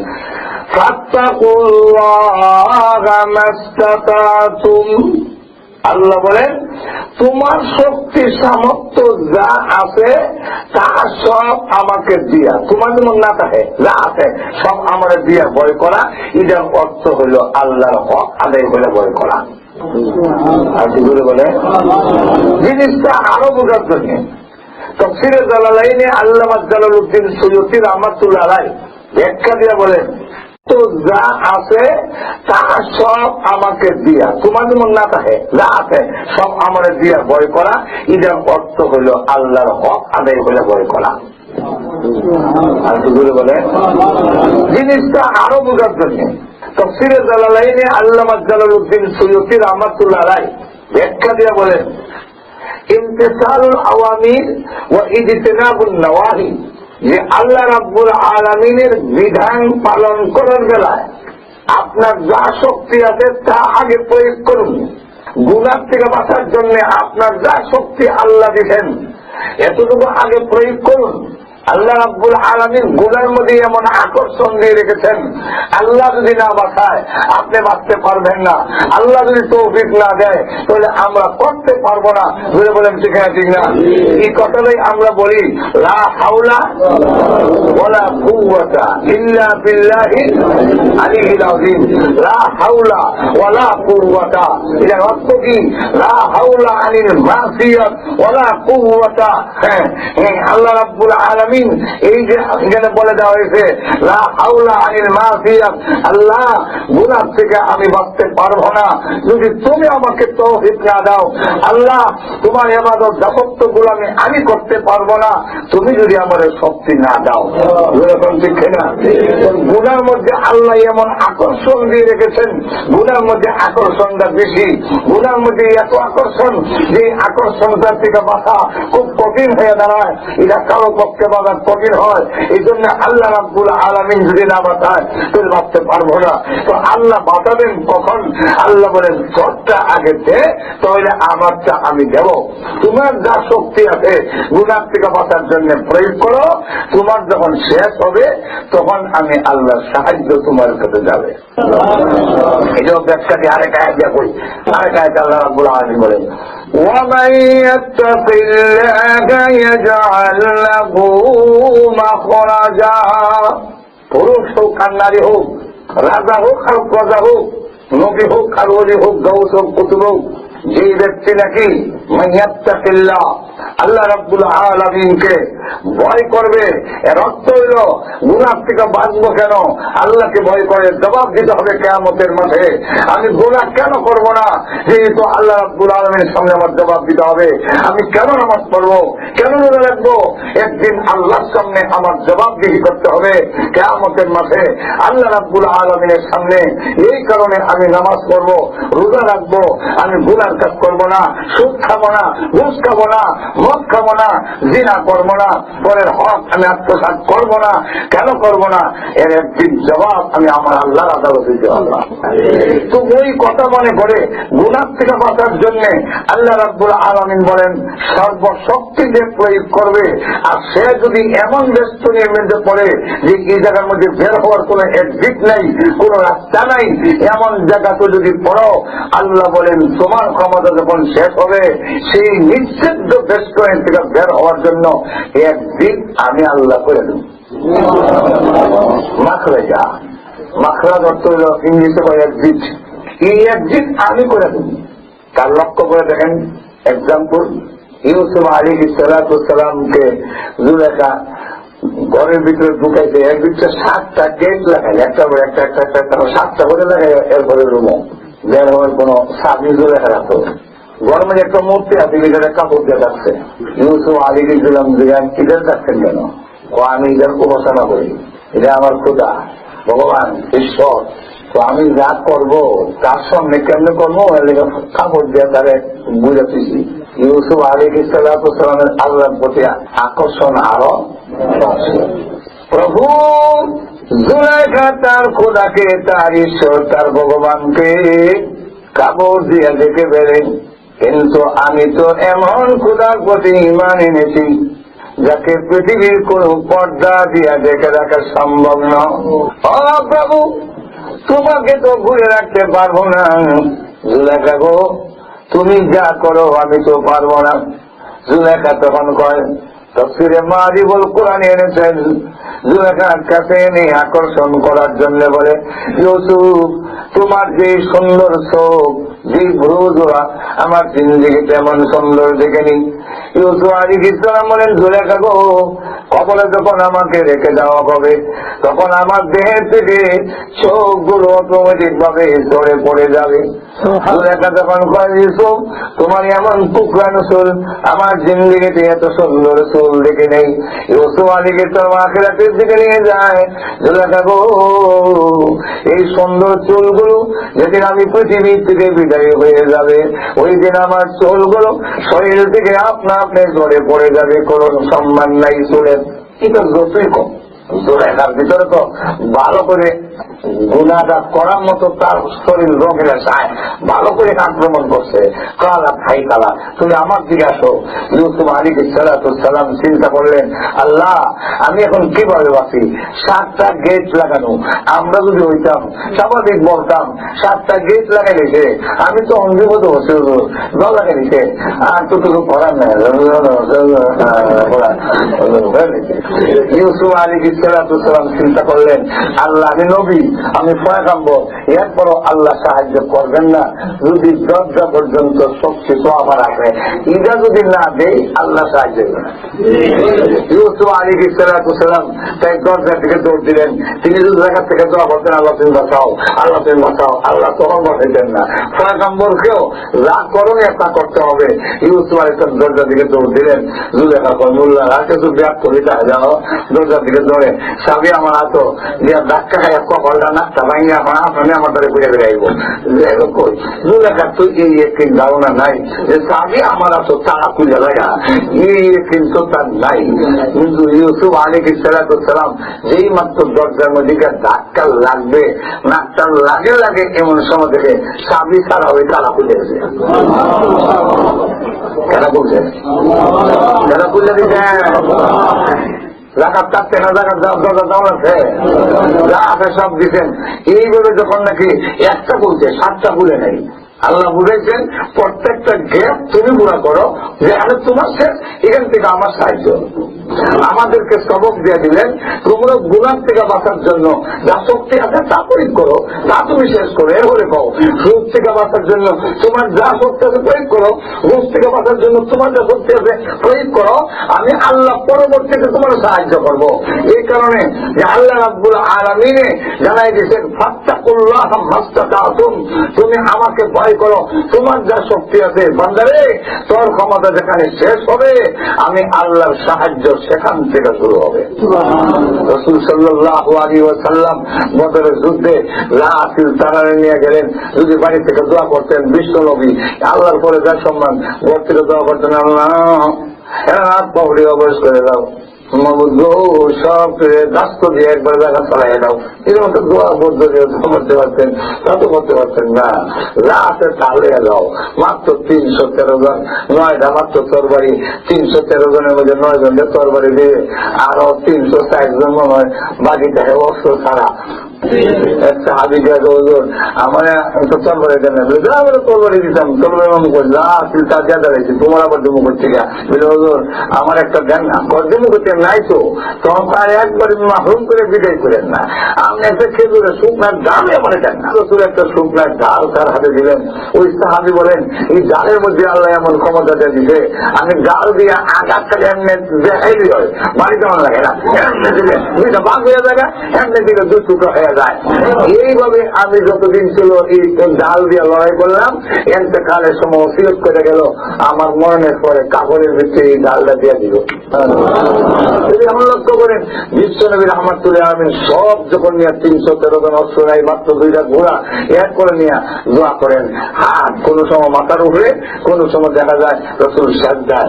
আল্লাহ সাজদার চাইতে নিতে যাওয়া যায় না, এর থেকে নিচ নাই, যেখানে গেলে আর নিচে গেলে তুমি বুঝবা আর যাবো কই, শেষ সাজদার জায়গানে আরো বেশি থাকলে আরো গেলাম হইলে বলে বলছে কিনা আমরা যে কপাল সাজদার থাকি এর অর্থ দিতে আল্লাহ শুধু হওয়ার আর নাই, আর শুধু হন যায় না, তার ছোট দিতে ঠিক আছে গেলাম হইলে কথা বুঝাইতে পারছি না। আমরা যখন অসুস্থ হয় তো যুদ্ধ চাইতেন উদ্দুরি সাজদা, টেবিলও তেমন লাগছে না সামনে, আমরা অনেকে আনলে কিন্তু তেমন পরিবার নাই, টেবিলে যাওয়ার জন্য নাই, সুন্নত নাই, আপনি যুদ্ধ চাইতেন যান গিয়া কই আল্লাহ আর যাইতারি না গিয়া দেখায় বান্দা আল্লাহ এর থেকে আর শুরু হইতারি না, তোমার সামনে শুরু হওয়ার সবচেয়ে নিচে গেলাম আর নাই গেলাম আরো তার সুলতান গেলাম। আর রসুল হাত উঠাইতে দোয়া করার সুন্নত তরিকা হইল সিনা বরাবর হাত থাকতো, 2 হাতের তালু আকাশের দিকে থাকতো, মাঝখান দিয়ে একটা ফাঁক থাকতো, এই হলো সুন্নত তরিকা দোয়া। আমরা তো দোয়া সুন্নত তরিকা জানি না, ও হাতে দেয় দোয়া হলো না দোয়ার তরিকা হলে এই যে 2 হাত আকাশের দিকে মাঝখানে হাত সিনা বরাবর এইভাবে হাত দোয়া করবে আল্লাহর কাছে। রসুল দোয়া করেন বদরের যুদ্ধে হাত মাথার উপরে, আল্লাহ আর উপরে নিকালে নিলাম হইলে যদি একটা মারুম উপরে দিতাম আর পারি না, সাজদার নিচে আর যাওয়া যায় না, তোমার কাছে করি রাসিল সব দিবি, রাসিল সব দিলাম। আল্লাহ বলেন না আপনি কত করে ধরেছেন গেলেতে রাসিল সব যখন দিয়েছেন আমি তো বলছি সাহায্য আসবে, একটু মাথাটা লাইন দিকে ঘুরাই দেখেন না সাহায্য আইসিবে নাই জানা। রসুল বলেন লাইন দিকে ঘুরাই দেখি 500 ফেরেশতা এদের সেনাপতি হযরত জিবরাইল গুড়া কহনাম কথা, বাম দিকে মাথা ঘুরাই নাম তো দেখি আরো 500 ফেরেশতা এদের সেনাপতি হযরত মিকাইল আলাইহিস সালাম। 2 সেনাপতির নেতৃত্বে 1000 ফেরেশতা আল্লাহ নাযিল করেছেন, গড়ে থাকলে হইছে না। আমরা আল্লাহর সাহায্য পাইতে হইলে গুনাহ থেকে বাঁচার জন্য যতটুকু শক্তি আমার আছে তা প্রয়োগ করতে হবে। আল্লাহ মসজিদে যাওয়ার জন্য, আল্লাহর হুকুম পালন করার জন্য আমার যা শক্তি আছে তা করতে হবে। আমার যদি শক্তি থাকে না আল্লাহ দেখবেন তখন মাপ, আপনি দাঁড়াইতে পারেন না, দাঁড়াইতে পারেন না, বোঝা গ্রহণ করছে যে দাঁড়াইতে না হলে বয়ে বড় বলে বয়েও আমার শক্তি নাই, দেহ পারি না ঘুমাইয়া। তো আল্লাহ রাব্বুল আলামিন জানাই দিয়েছেন যখন বইয়া পড়লেও তখন খারাপ সব পাইব, ঘুমাইয়া পড়লেও সে খারাপ সব পাইব। তো আল্লাহ রাব্বুল আলামিনের কাছে সেই কিয়ামতের মাঠে হিসাব নিকাশ জবাব দিতে হবে। সেই ক্ষুধা ভীতিটার নাম হল এই মূল নীতিতে গোটা সরকার হোক আর জনগণ হোক, পুরুষ হোক আর নারী হোক, তাদের গোটা জিন্দগি এইভাবে নিয়ন্ত্রণ করা সম্ভব। সাহাবায়ে কেরাম এই জিনিসটাকে আল্লাহ পরীক্ষা নিচ্ছেন, আর কোন জিনিসের পরীক্ষা নেই। এই জন্য সাহাবায়ে কেরাম এই জিনিসটা যখন 100% ঠিক হয়ে গেছে, তখন এখন সুদ দেখা যায় বলে এসে চুরি করে না, এখন দেখা যায় যারা নাকি দুর্নীতি করতো দুর্নীতি আর করে না, এখন দেখা যায় জিনা যারা করতো জিনা আর করে না, এখন সবগুলো বন্ধ হয়েছে, তারা যখন নাকি ভিতরে তাকওয়া এসে গেছে। এই জন্য আল্লাহ রাব্বুল আলামিন কোরআনে বলেন, উলাইকাল্লাযীনা ইমতাহানাল্লাহু কুলুবাহুম লিত্তাকওয়া লাহুম মাগফিরাতুন ওয়া আজরুন আযীম। আল্লাহ বলেন, সাহাবায়ে কেরামকে রাসূল পড়াইলেন, পরীক্ষা নিলাম আমি আল্লাহ। পরীক্ষা আল্লাহ নিয়েছেন।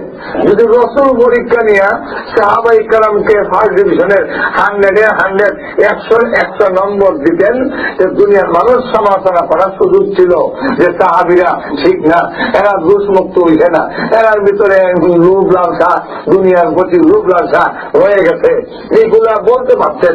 কারণ রসুল শিক্ষক তার ছাত্রের নম্বর যা দিতে বেশি, এইভাবে আমরা বাংলাদেশে দেওয়া দেয়, যেটা পরীক্ষা দিলে চাকরির একটাও শিখে না, এটা সব গোল্ডেন ক্লাস গোল্ডেন ক্লাস করছে।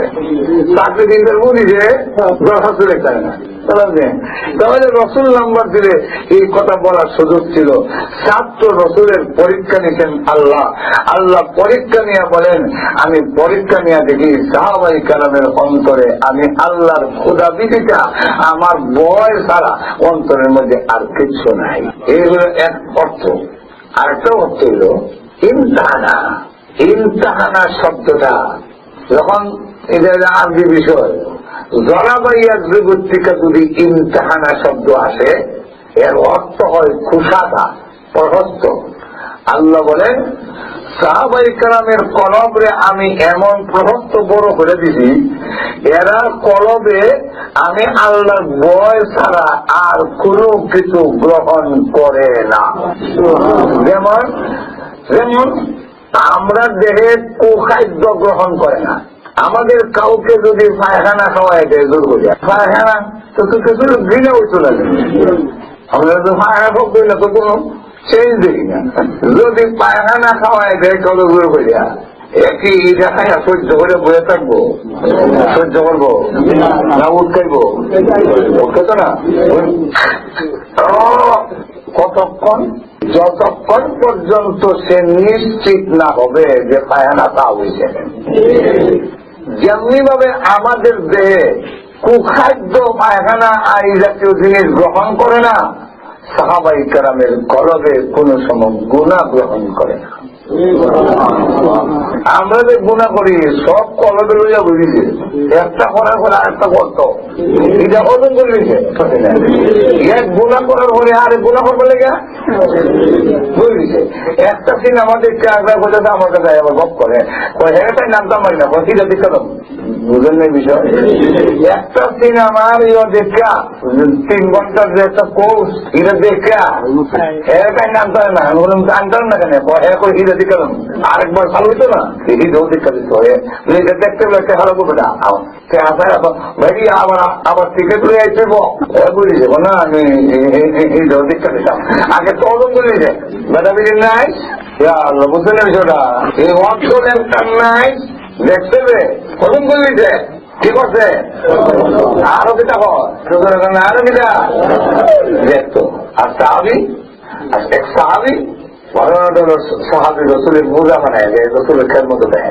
বাড়ির দেবার সময় এক আনসারি সাহাবি বাড়ির দিকে চাইছি, চাওয়ার পরে দেখতে রেখে এক মহিলা গোসল করে। এক মহিলা দেখার সাথে সাথে চিৎকার দেয়া করে, গুনাহ করে দিচ্ছে।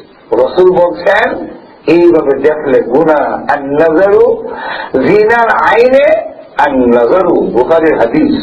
আল্লাহ রসুল বলেন আন-নাযিরু ওয়াল মানজুরু কিলাহুমা ফিন-নার। যে পুরুষরা গুনাহ খায়েশ নিয়ে নারীদের দেখে ভালো হয়ে যায়, আর যে মহিলা সুন্দর দেখায়, মহিলা সুন্দর স্নো পাউডার আর তাল খাতরা জীবন লাগাইয়া লাগাইয়া দেখায় না, কিন্তু যেই মাত্র পারিব এমনি দেখবেন লিপস্টিক, এগুলো স্নো পাউডার আর তাল খাতরা যা আছে এখন লাগাইছে কেন? উদ্দেশ্য হইল দেখাইতো। আল্লাহ রসুল বলেন এইভাবে যারা দেখায় এবং দেখে আর নাযিরু ওয়াল মানজুরু কিলাহুমা ফিন্নার, দুজন জাহান্নামী। সাহাবী ডাক দিয়ে বলেন, প্রভু গোনাহ করেছি, অন্যায় করেছি, মেহেরবানি করে তুমি মাফ করে দাও। এই কথা বলে তিনি বাড়িতে যান না, পাহাড়ের দিকে দৌড় দিয়েছেন। বাড়িতে আর গেলেন না, পাহাড়ের ভিতরে কানলে, শেষ চৌধুরীতে কানলে আর কর বস্তির লোকেরা ঘুমায়, তাদের নাকের আওয়াজ পাহাড় থেকে শোনা যায়। হে প্রভু, গাছের দ্বারে পাখিরা ঘুমায়, জঙ্গলে হিংস্র প্রাণীও ঘুমায়, কিন্তু তোমার এই গোলাম ঘুমানি তার জরুরত প্রয়োজন থাকার পরেও ঘুমায় না। কেন ঘুমায় না? কিয়ামতের মাঠে তোমার সামনে আমার জবাব দিতে হবে। তুমি যখন রায় দিবে জাহান্নামে যাও, জাহান্নামের আগুন সহ্য করতে পারবো না গো বাবু, তাই মেহেরবানি করে মাফ করে দাও। এই যে তওবার ভূমি শুরু হয়েছে, একদিন দুদিন 40 দিন হয়ে গেল বাড়িতে যায় না, পাহাড়ি ঘুরে দাঁড়িয়ে আর কান্দে। 40 দিন পরে আল্লাহ রাব্বুল আলামিন জিবরাইলকে পাঠালেন নবীর কাছে, যাও আমার নবীর কাছে গিয়া বলো পাহাড়ের ভিতরে উনার খাদেম ওই সাহাবী কান্দে, তাকে বাড়িতে নেওয়ার জন্য আমি আল্লাহ নবীকে হুকুম দিলাম। নবীজি ডাক দিয়ে বলেন, এরে ওমর, ওরে সালমান ফারসি, তোমরা দুজন যাও তাকে নিয়ে আসো। দুজন গেলেন, পাহাড়ের কাছে গিয়ে দেখেন গভীর রজনীতে তিনি কান্দে। ডাক দিয়ে বলেন, হে সাহাবী আয়, নবীজি পাঠাইছেন তোকে নেওয়ার জন্য। নবীর কথা শুনে তিনি রাজি হইলেন আর দেখে বলেন, ওমর, সালমান, আমার নবীর কথা যদি না হইতো, কারো কথায় আমি বাড়িতে যেতাম না যতদিন আল্লাহ আমাকে মাফ ঘোষণা না করতেন। নবী যখন বলেছেন তার কথাকে আমি ফেরত দিতে পারি না। তাদের সাথে আসলেন। হযরত ওমর বলেন, হুজুরা শরীরে চলো। উনি বলেন, না, নবীর সামনে যাব না, আমার লজ্জা হয়, আমি গুনাহগার। নামাজের শরীক হব। নামাজের শরীক হলেন। নামাজ যখন নবীজি শুরু করে কোরআন তেলাওয়াত শুরু করেছেন, সাহাবী চিৎকার দিয়ে অজ্ঞান হয়ে জমিনে পড়ে গেছেন। নামাজের পরে রাসূল এসে তাকে যখন একটু নাড়াচাড়া করলেন, আমার জ্ঞান চলে এসেছে। নবীজি তাকে জিজ্ঞাসা করেন, কেন তুমি বাড়ি ছেড়ে দিয়েছ, কেন আমার দরবার ছেড়ে দিয়েছ? সাহাবী জবাব দেয়, হুজুর, আমি গুনাহ করে ফেলেছি, আমি নাপাক, আমি অন্যায় করেছি, এই জন্য আপনার সামনে আসি না, বাড়িতেও যাই না। আল্লাহ জাহান্নামের আগুনে যদি জ্বালাই হোক কেমনে সহ্য করবো, এই জন্য পাহাড়ে গিয়ে কান্দি। নবীজি বলেন, সাহাবী রে, আমি তোকে একটা কোরআনের আয়াত শিক্ষা দেই, এই আয়াত পড়বি আর বাড়িতে যা। আয়াতটা হলো, রব্বানা আতিনা ফিদ দুনিয়া হাসানাহ ওয়া ফিল আখিরাতি হাসানাহ ওয়া কিনা আযাবান নার। হে পরওয়ারদিগার, তুমি আমাকে দুনিয়া এবং আখিরাতের বালাই দান করো, আর জাহান্নামের আগুন থেকে তুমি আমারে বাঁচাও। সাহাবী ডাক দিয়ে বলেন, ইয়া রাসূলুল্লাহ, ইয়া নবী আল্লাহ, আমার গুনাহ যে অনেক বড়। নবীজি বলেন, সাহাবী, তোর গুনাহ কি আসমান জমিন থেকে বড়? নবীজি এই কথা বলার পরে সাহাবী দেখে বলেন, ওগো নবী, আমি মনে করি আমার গুনাহ আসমান জমিন থেকেও বড়, আমি গুনাহ করেছি। রাসূল বলেন, সাহাবী রে, যা, বাড়িতে যা, আমি যে তোরে কোরআন শিক্ষা দিলাম, ওই কোরআনের আয়াত, ওই কোরআন আসমান জমিনের চাইতে আরো কোটি কোটি গুণ বড়। সাহাবী বাড়িতে গিয়েছেন, এই আয়াত পড়েন কিন্তু ঘুম লাগে না। জাহান্নামের আগুনের ভয়ে ঘুম তার আরাম করে দিয়েছে, রুচি নষ্ট করে দিয়েছে, খায় না, ঘুমায় না, কঙ্কাল হয়ে গেছে শুকাইয়া, বিছনায় শুয়ে পড়েছেন আর বেড়ের সাথে মিশে গেছে। সালমান বাসরি বলেন, ইয়া রাসূলুল্লাহ, ইয়া হাবিবাল্লাহ, আপনার সাহাবীর অবস্থা বড় মারাত্মক, মনে হয় না আর তিনি বাঁচবেন। রাসূল তখন নিজে গেলেন এই সংবাদ শুনে, আল্লাহর নবী, আমরা যদি ওইটাম বলতাম মরক আমি যাব না, কিন্তু নবী কত দয়ালু, কত উম্মতের জন্য কত দরদি। নবীজি নিজে গেলেন, তার পাশে গিয়া বসলেন, গিয়া বসে মাথাটা বালিশ থেকে উঠাইয়া নবীজির উরুতে রাখলেন। মাথা থেকে আবার পড়ে গেল, আবার তিনি মাথাকে বালিশের থেকে উরুতে উঠাইলেন, আবার তিনি মাথা পড়ে গেল, আবার উঠাইলেন। এইভাবে একবার, দুইবার, তিনবার উঠানোর পরে এমনি দেখা গেল আল্লাহ নবী বুঝতে পেরেছেন মাথা পড়ে যায় না। সাহাবী নিজে নিজে মাথা ফেলে দেয়। নবী বলেন, সাহাবী, যেখানে নড়াচড়া করার শক্তি তোর নাই, আমি আদর করে তোর মাথার আমার উরুতে উঠাই, তুই ফেলে দেস, কারণটা কি?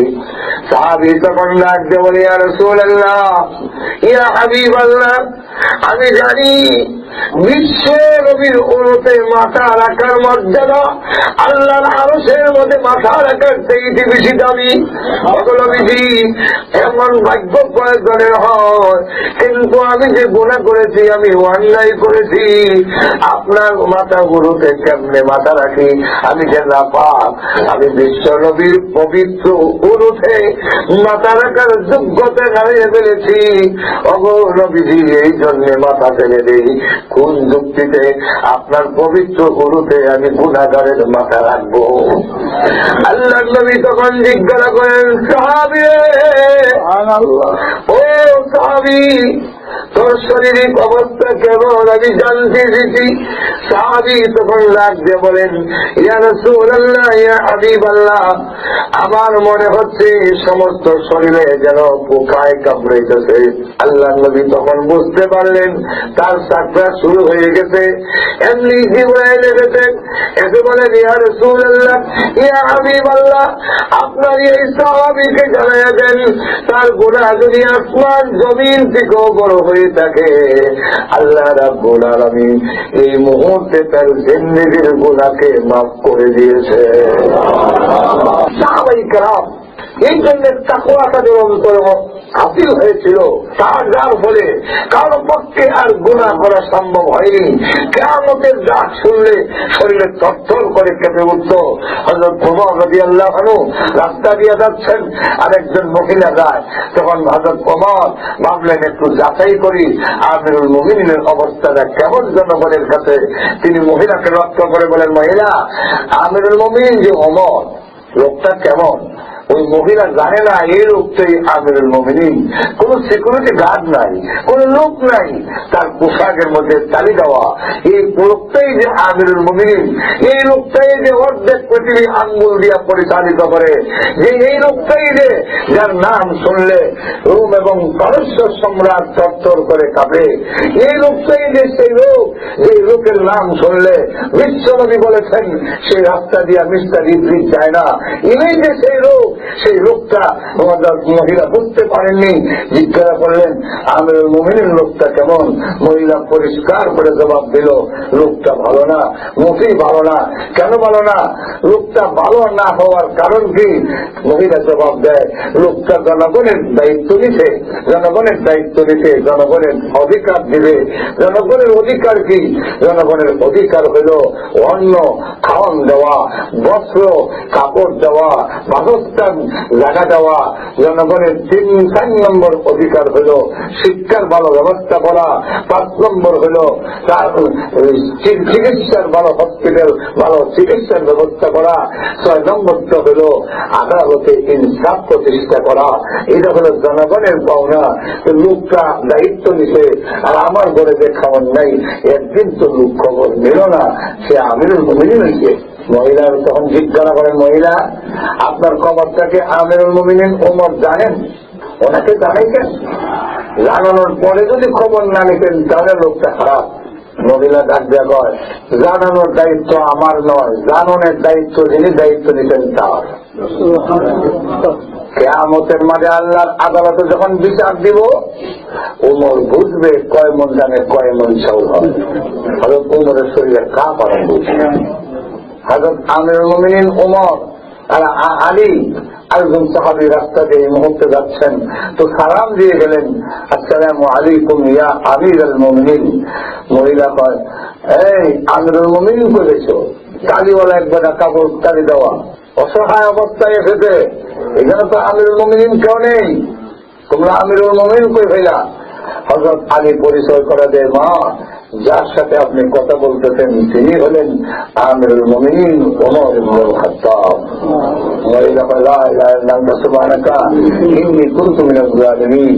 উনি আমিরুল মুমিনিন, যার সামনে যার সম্বন্ধে এত কিছু রসুল বলছেন ইবলিসও যায় না, আর তার সামনে আমি বললাম লোকটা ভালো না, এখন আমার অবস্থা কি হবে, আমার কি করে ফেলে বুড়ি হন।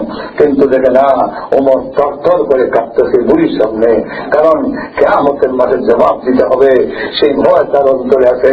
তাৎক্ষণিক ভাবে একটি থলি বের করে 500 স্বর্ণ মুদ্রা, স্বর্ণের টাকা, ওই সময়ের যুগে 500 স্বর্ণ মুদ্রার একটি থলি মহিলার হাতে দেওয়া বলেন, মা খোঁজ খবর নেওয়ার দায়িত্ব আমার ছিল, আমি নিতে পারিনি, বিশাল রাষ্ট্র পরিচালনা করতে গিয়ে আপনার খবর নিতে পারি নাই, মা আমার পক্ষ থেকে হাদিয়া গ্রহণ করেন আর আমার মাফ করে দেন। মহিলা হাদিয়া গ্রহণ করলো, জিজ্ঞাসা করে মাফ করছেন তো? বলে হ্যাঁ মাফ। মা লোকটা ভালো না খারাপ? আর মহিলা জবাব দেয়, লোকটা খুবই ভালো। তখন বললেন যে ভালো একটুটুকু বললেই শেষ নয়, তিনি একটি আনলেন, কিয়ামতের কঠিন ময়দানে আল্লাহ আদালতে যে বিচার দিবেন, আগে যে বলছেন যে উমরের নামে বিচার দিব, কেন খবর নিলেন না? ও বুড়িমা, কিয়ামতে কি আল্লাহর আদালতে আরো বিচার দিবেন আমার নামে? বুড়ি কয়, না আর কোন বিচার নাই, যেহেতু ভাই দেখি।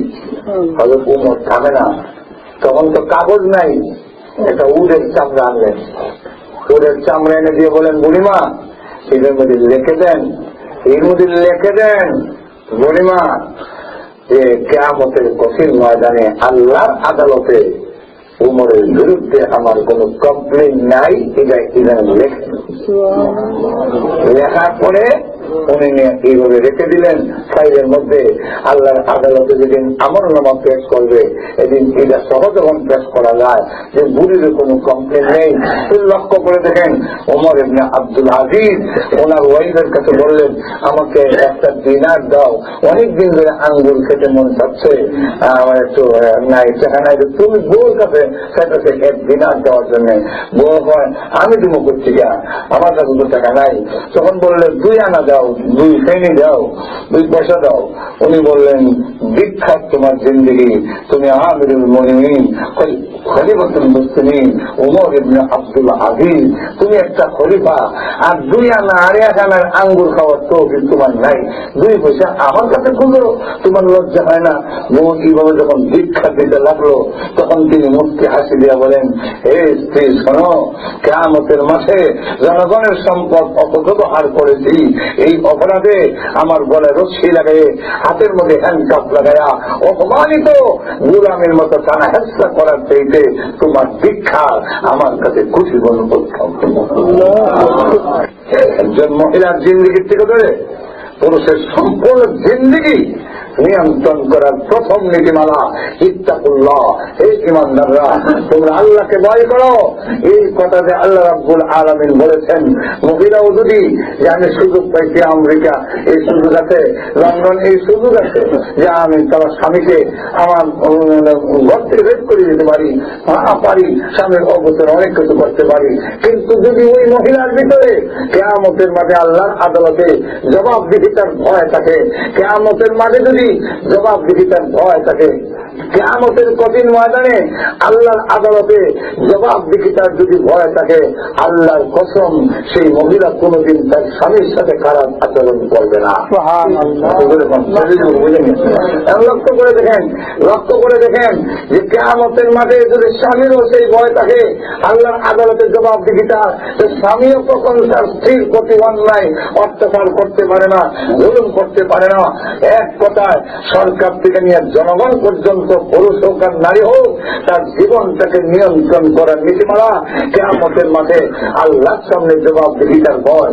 এই জন্য আল্লাহ রাব্বুল আলামিন বলেন, ইয়া আইয়ুহাল্লাযীনা আমানুত্তাকুল্লাহ, হে ঈমানদাররা তোমরা আল্লাহকে ভয় করো। আল্লাহকে বলেন, আল্লাহকে নীতিমালা। 2 নম্বর নীতিমালা, ওয়াকুলু কওলান সাদীদা, সর্বদা সকল অবস্থায় সত্য কথা বলিও।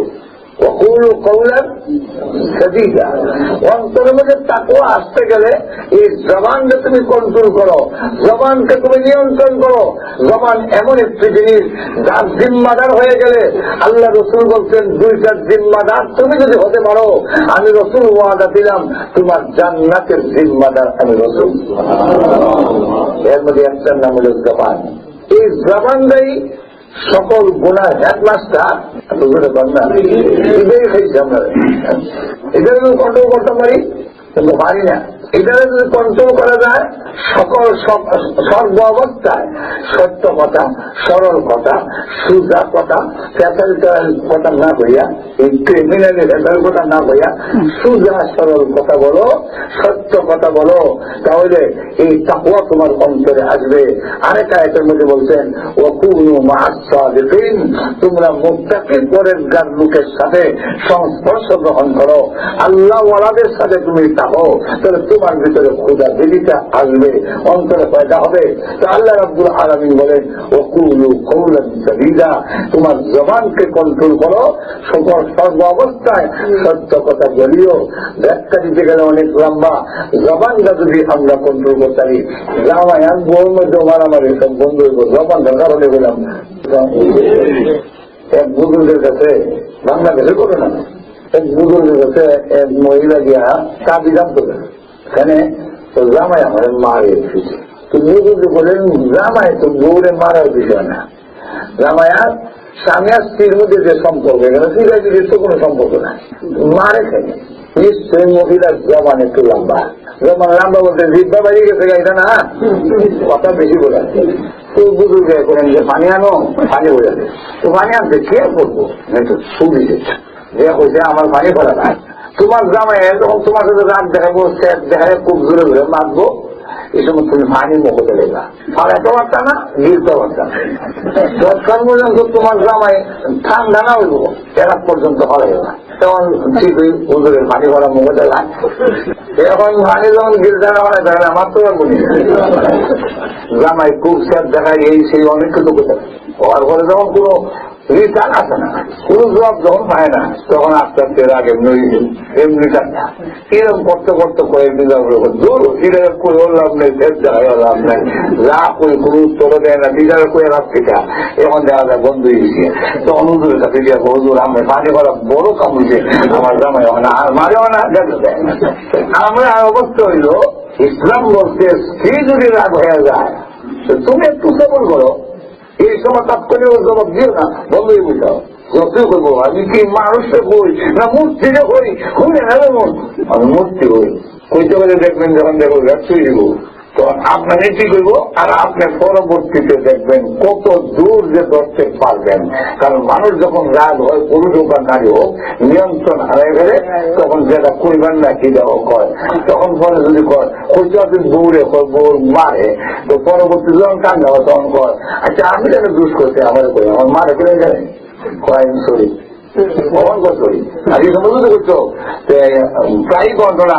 আমার পাশে এক তালাক না চাইলো, তালাক চাইলে কি হয়েছে, চাই না কইতেছে এবার যাও তোদের চারো না কেটালো তোর জন্য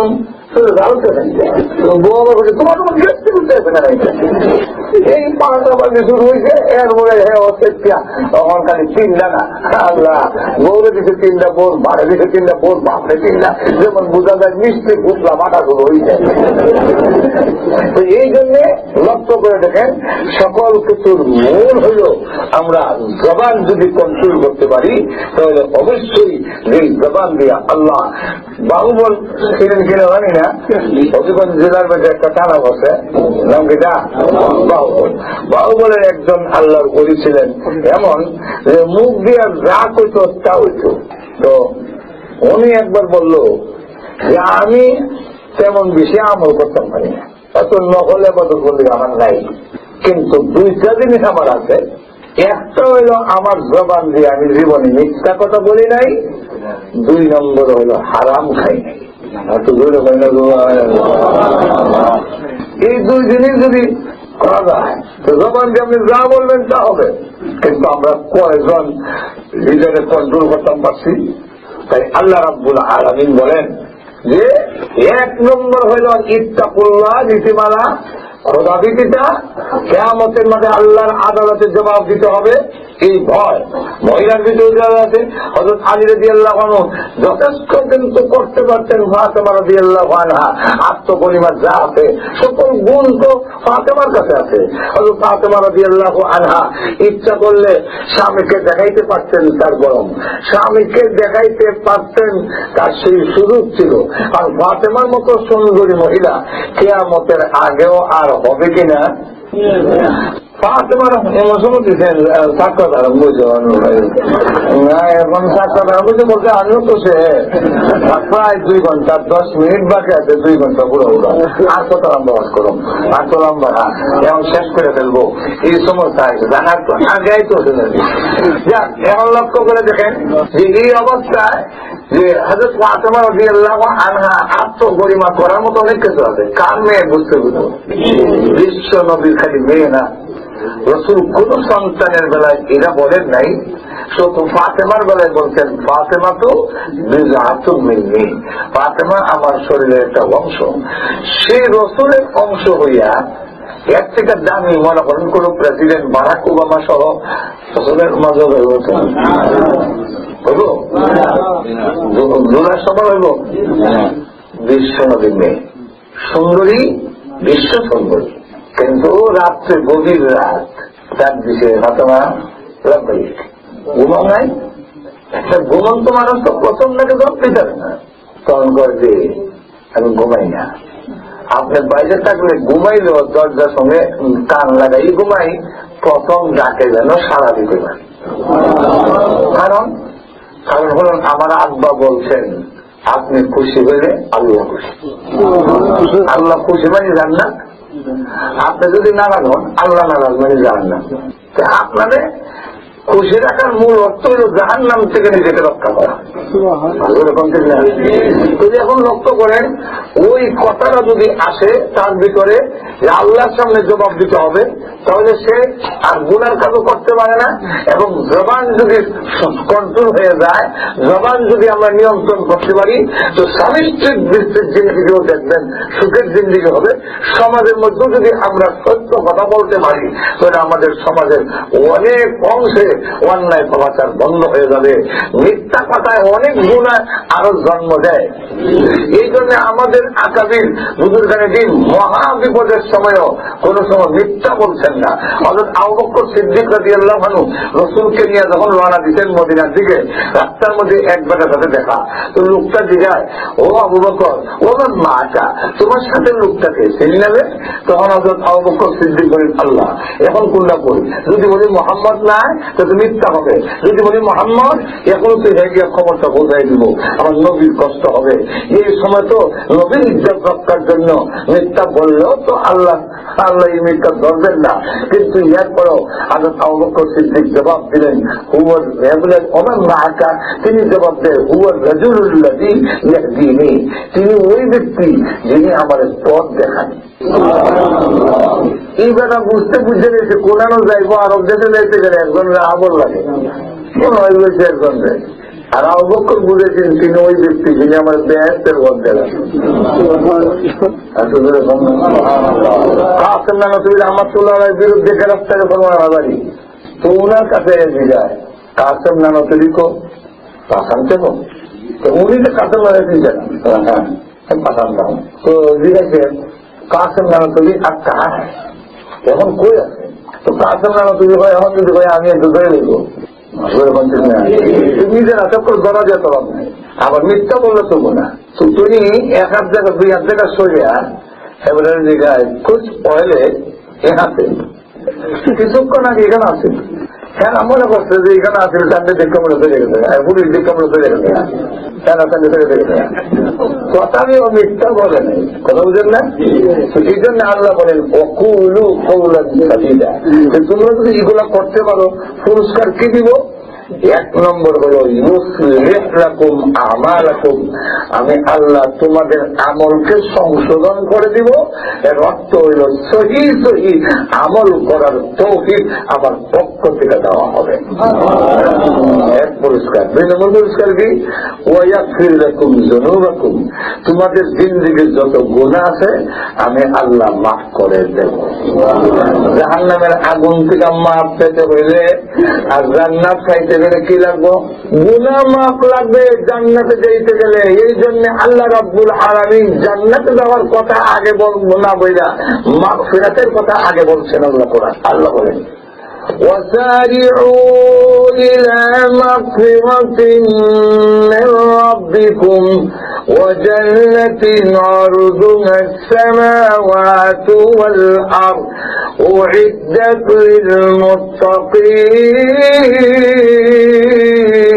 للمتقين।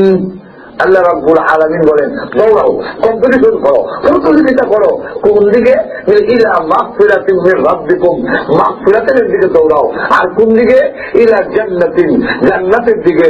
তো মুহাসসিন কালাম বলেন জান্নাতের কথা পরে আনলেন, মাগফিরাতের কথা আগে আনলেন কেন? বলে জান্নাতে যেতে গেলে গুনাহ মাফে আগে মন লাগবো, জাহান্নাম থেকে বাঁচতে হইলে গুনাহ মাফ আগে হইতে হবে। তাই আল্লাহ রাব্বুল আলামিন বলেন তাকওয়া যদি অর্জন করতে পারো, জবান যদি ঠিক করতে পারো, আমি আল্লাহ তোমাদের জিন্দেগীর গুনাহ মাফ করে দেব। জান্নাতে যাওয়া সহজ হয়ে যাবে, জাহান্নামের আগুন থেকে বাঁচা সহজ হবে। আল্লাহ রাব্বুল আলামিন আমাদের সকলকে আল্লাহ আমাদের অন্তরে ক্ষুধা বিধিটা পয়দা করার তৌফিক আল্লাহ আমাদের। এই জন্য বলে দিছি যে তাকওয়া কেমনে হাসিল হয় এটাও করে দিছি। আল্লাহ ওয়ালাদের সাথে যেমন দাওয়াত ও তাবলীগের কাজ আছে, মসজিদে আসেন, মসজিদে আসেন, আচ্ছা মসজিদের আল্লাহ ওয়ালাদের সাথে জামাতে নামাজ পড়তে থাকেন। দেখেন আপনি ঠিকভাবে 40 দিন চব্বির কুলার সাথে নামাজ পড়া যদি আপনার ভিতরে কিছু হইল ক্ষুধা বিধিটা হাসিল না হয় আমাদের জব দিয়ে আপনি যান তবলিগ গিয়ে একটা সিলের সময় লাগাই আসেন, কিছু হইল যদি ক্ষুধা বিধিটা না আসেন আমাদের গায়ে আপনি ওই সমস্ত আল্লাহওয়ালা আসাদ মদনী, তারপরে আসাদ মদনী রহমতুল্লাহ চলে গেছেন। এই জাতীয় অলিরা আল্লাহওয়ালারা বাংলাদেশের বড় বড় অলিদের পিছনে গ্রহণ করি, শেখে করিয়া, শেখে রাঙ্গা, এইভাবে বড় বড় শেখ বরণী তাদের সাথে যারা রয়েছেন কিছুদিন থাকছেন, দেখা গেছে তাদের গোটা জিন্দেগি পরিবর্তন হয়ে পরিবর্তন হয়েছে। কেন? আল্লাহ ওয়ালার আপনার সাথে থাকতে হবে, তাদের সাথে থাকা তারা হয় না। আল্লাহ রাব্বুল আলামিন আমাদের সকলকে তৌফিক দান করেন। আলহামদুলিল্লাহ আলামিন। আগামীকাল তো নূর মসজিদে না যে দোয়া হয়েছে বলে ইনশাল্লাহ আমাদের ওই যেগুলো সাথে আছে আমরা ব্যবসা সাথেও করি। আল্লাহ রাব্বুল আলামিন আমাদের সকলকে। আপনারা কোনো কথাবার্তা আসেনি না? দোয়া করলিতাম না হলে তো আমার জন্য বেশি আমি আসলে দোয়ার আপনাদের দোয়ার বিশ্বাস আমি দোয়া যা পরে দুনিয়ার কেউ তা পারে না, কোন শক্তি নেই দোয়া ঠিক। আসলে তার দৃষ্টান্ত পেলাম আমি নিজে। আমার অপারেশন করার পরে গলা দিয়ে কেটে গেছে, কাটার পরে যা ব্লাড আছে সব জায়গায় আমার লাগছে গিয়া ইনফেকশন হইয়া রক্ত সাক্কা হইয়া জমা হইয়া এরপরে শ্বাস নাকি বন্ধ হইয়া ইনফেকশন নিউমোনিয়া, এই নিউমোনিয়া হয়ে যাওয়া, আওয়াজ বন্ধ হয়ে যাওয়া, এই পরিস্থিতিটাতে ফিরে আসা যারা উপস্থিত ছিল তারা বলছে আমরাও আশা থাকে দিতাম আপনারা ফিরে পাইতাম না, কিন্তু আসলে যে আবার কি অবস্থায় এতটুকু হয়েছেন এটা সম্পূর্ণ আপনাদের দোয়া। কারণ সারা বিশ্বে অনেকেই দোয়া করছেন, মহিলারা পর্যন্ত কেউ রোজা রাখছে, কেউ নামাজ পড়ছে, কেউ কোরআন তেলাওয়াত, কেউ এটা বিভিন্ন ভাবে, কেউ মক্কা মদিনায় বিভিন্ন ভাবে দোয়া করছেন। দোয়ার বদলতে আল্লাহ রাব্বুল আলামিন এই অবস্থায় আমি নিজেও দেখছি সামনে যে আমার কাপড় বন্ধ হয় জানাজা ফজল লেগে বিশাল বড় মাসের মধ্যে আমার নেওয়া উচিত। দুইজন লোক আমার কাছে যে খাটের মধ্যে রাখছে, এই খাটের কাছে বইয়ে বসেছে, মানুষ এখনো জানছে না, দেখবা কি পরিমাণ লোক হয়। আমি কিন্তু সবাই এখন যে তখন আমি যখন বুঝলাম যে ফিরে বলুন বলতাম না। তো দোয়া অনেক কিছু হয়, যেন আপনাদের দোয়ায় আল্লাহ রাব্বুল আলামিন আশার তৌফিক দিলেন। আমি যে আবার ফিরে আমি আমার নিজেরও ধারণা ছিল না। তো আরো 2 দিন আছে ইনশাল্লাহ, আরো 2 দিন মসজিদের নূরের মধ্যে, একদিন তো মাদ্রাসার, একদিন মসজিদের, কিন্তু জায়গা মনে হয় 2 দিনের মসজিদের, মসজিদে আরো 2 দিন ইনশাল্লাহ আলোচনা হবে। আমাদের প্রত্যেককে আল্লাহ রাব্বুল আলামিন এই 2 দিন সময় বের করে, কিছু সময় বের করে আল্লাহওয়ালাদের মজলিসে আসলে কিছু আলোচনা শুনলে ফায়দা হয়। অন্তরের মধ্যে একটু কিছুটা হইল একটু আসর করে, যেভাবে বৃষ্টি হইলে ওয়াজ নসিহতকে তুলনা দিচ্ছেন আকাশের বৃষ্টির সাথে। বৃষ্টি হইলে যেভাবে জমিন উর্বর হয়, ফসল হওয়ার মতো একটা যোগ্যতা পয়দা হয়, ঠিক তেমনি ভাবে ওয়াজ ও নসিহতের মাধ্যমে আমাদের কলবের মধ্যে একটা ইবাদত করার মতো আগ্রহ সৃষ্টি হয়। এই জন্য আমরা আরো যে 2 দিন আছে ইনশাআল্লাহ আমরা প্রত্যেকেই আমাদের শরীক হওয়ার চেষ্টা করি। আল্লাহ রাব্বুল আলামিন আমাদের প্রত্যেককে শরীক হওয়ার মতো সেই সুযোগ, সেই তৌফিক আল্লাহ আমাদের দান করুন। আমিন ওয়া আখিরু দাওয়ানা আলহামদুলিল্লাহি রাব্বিল আলামিন।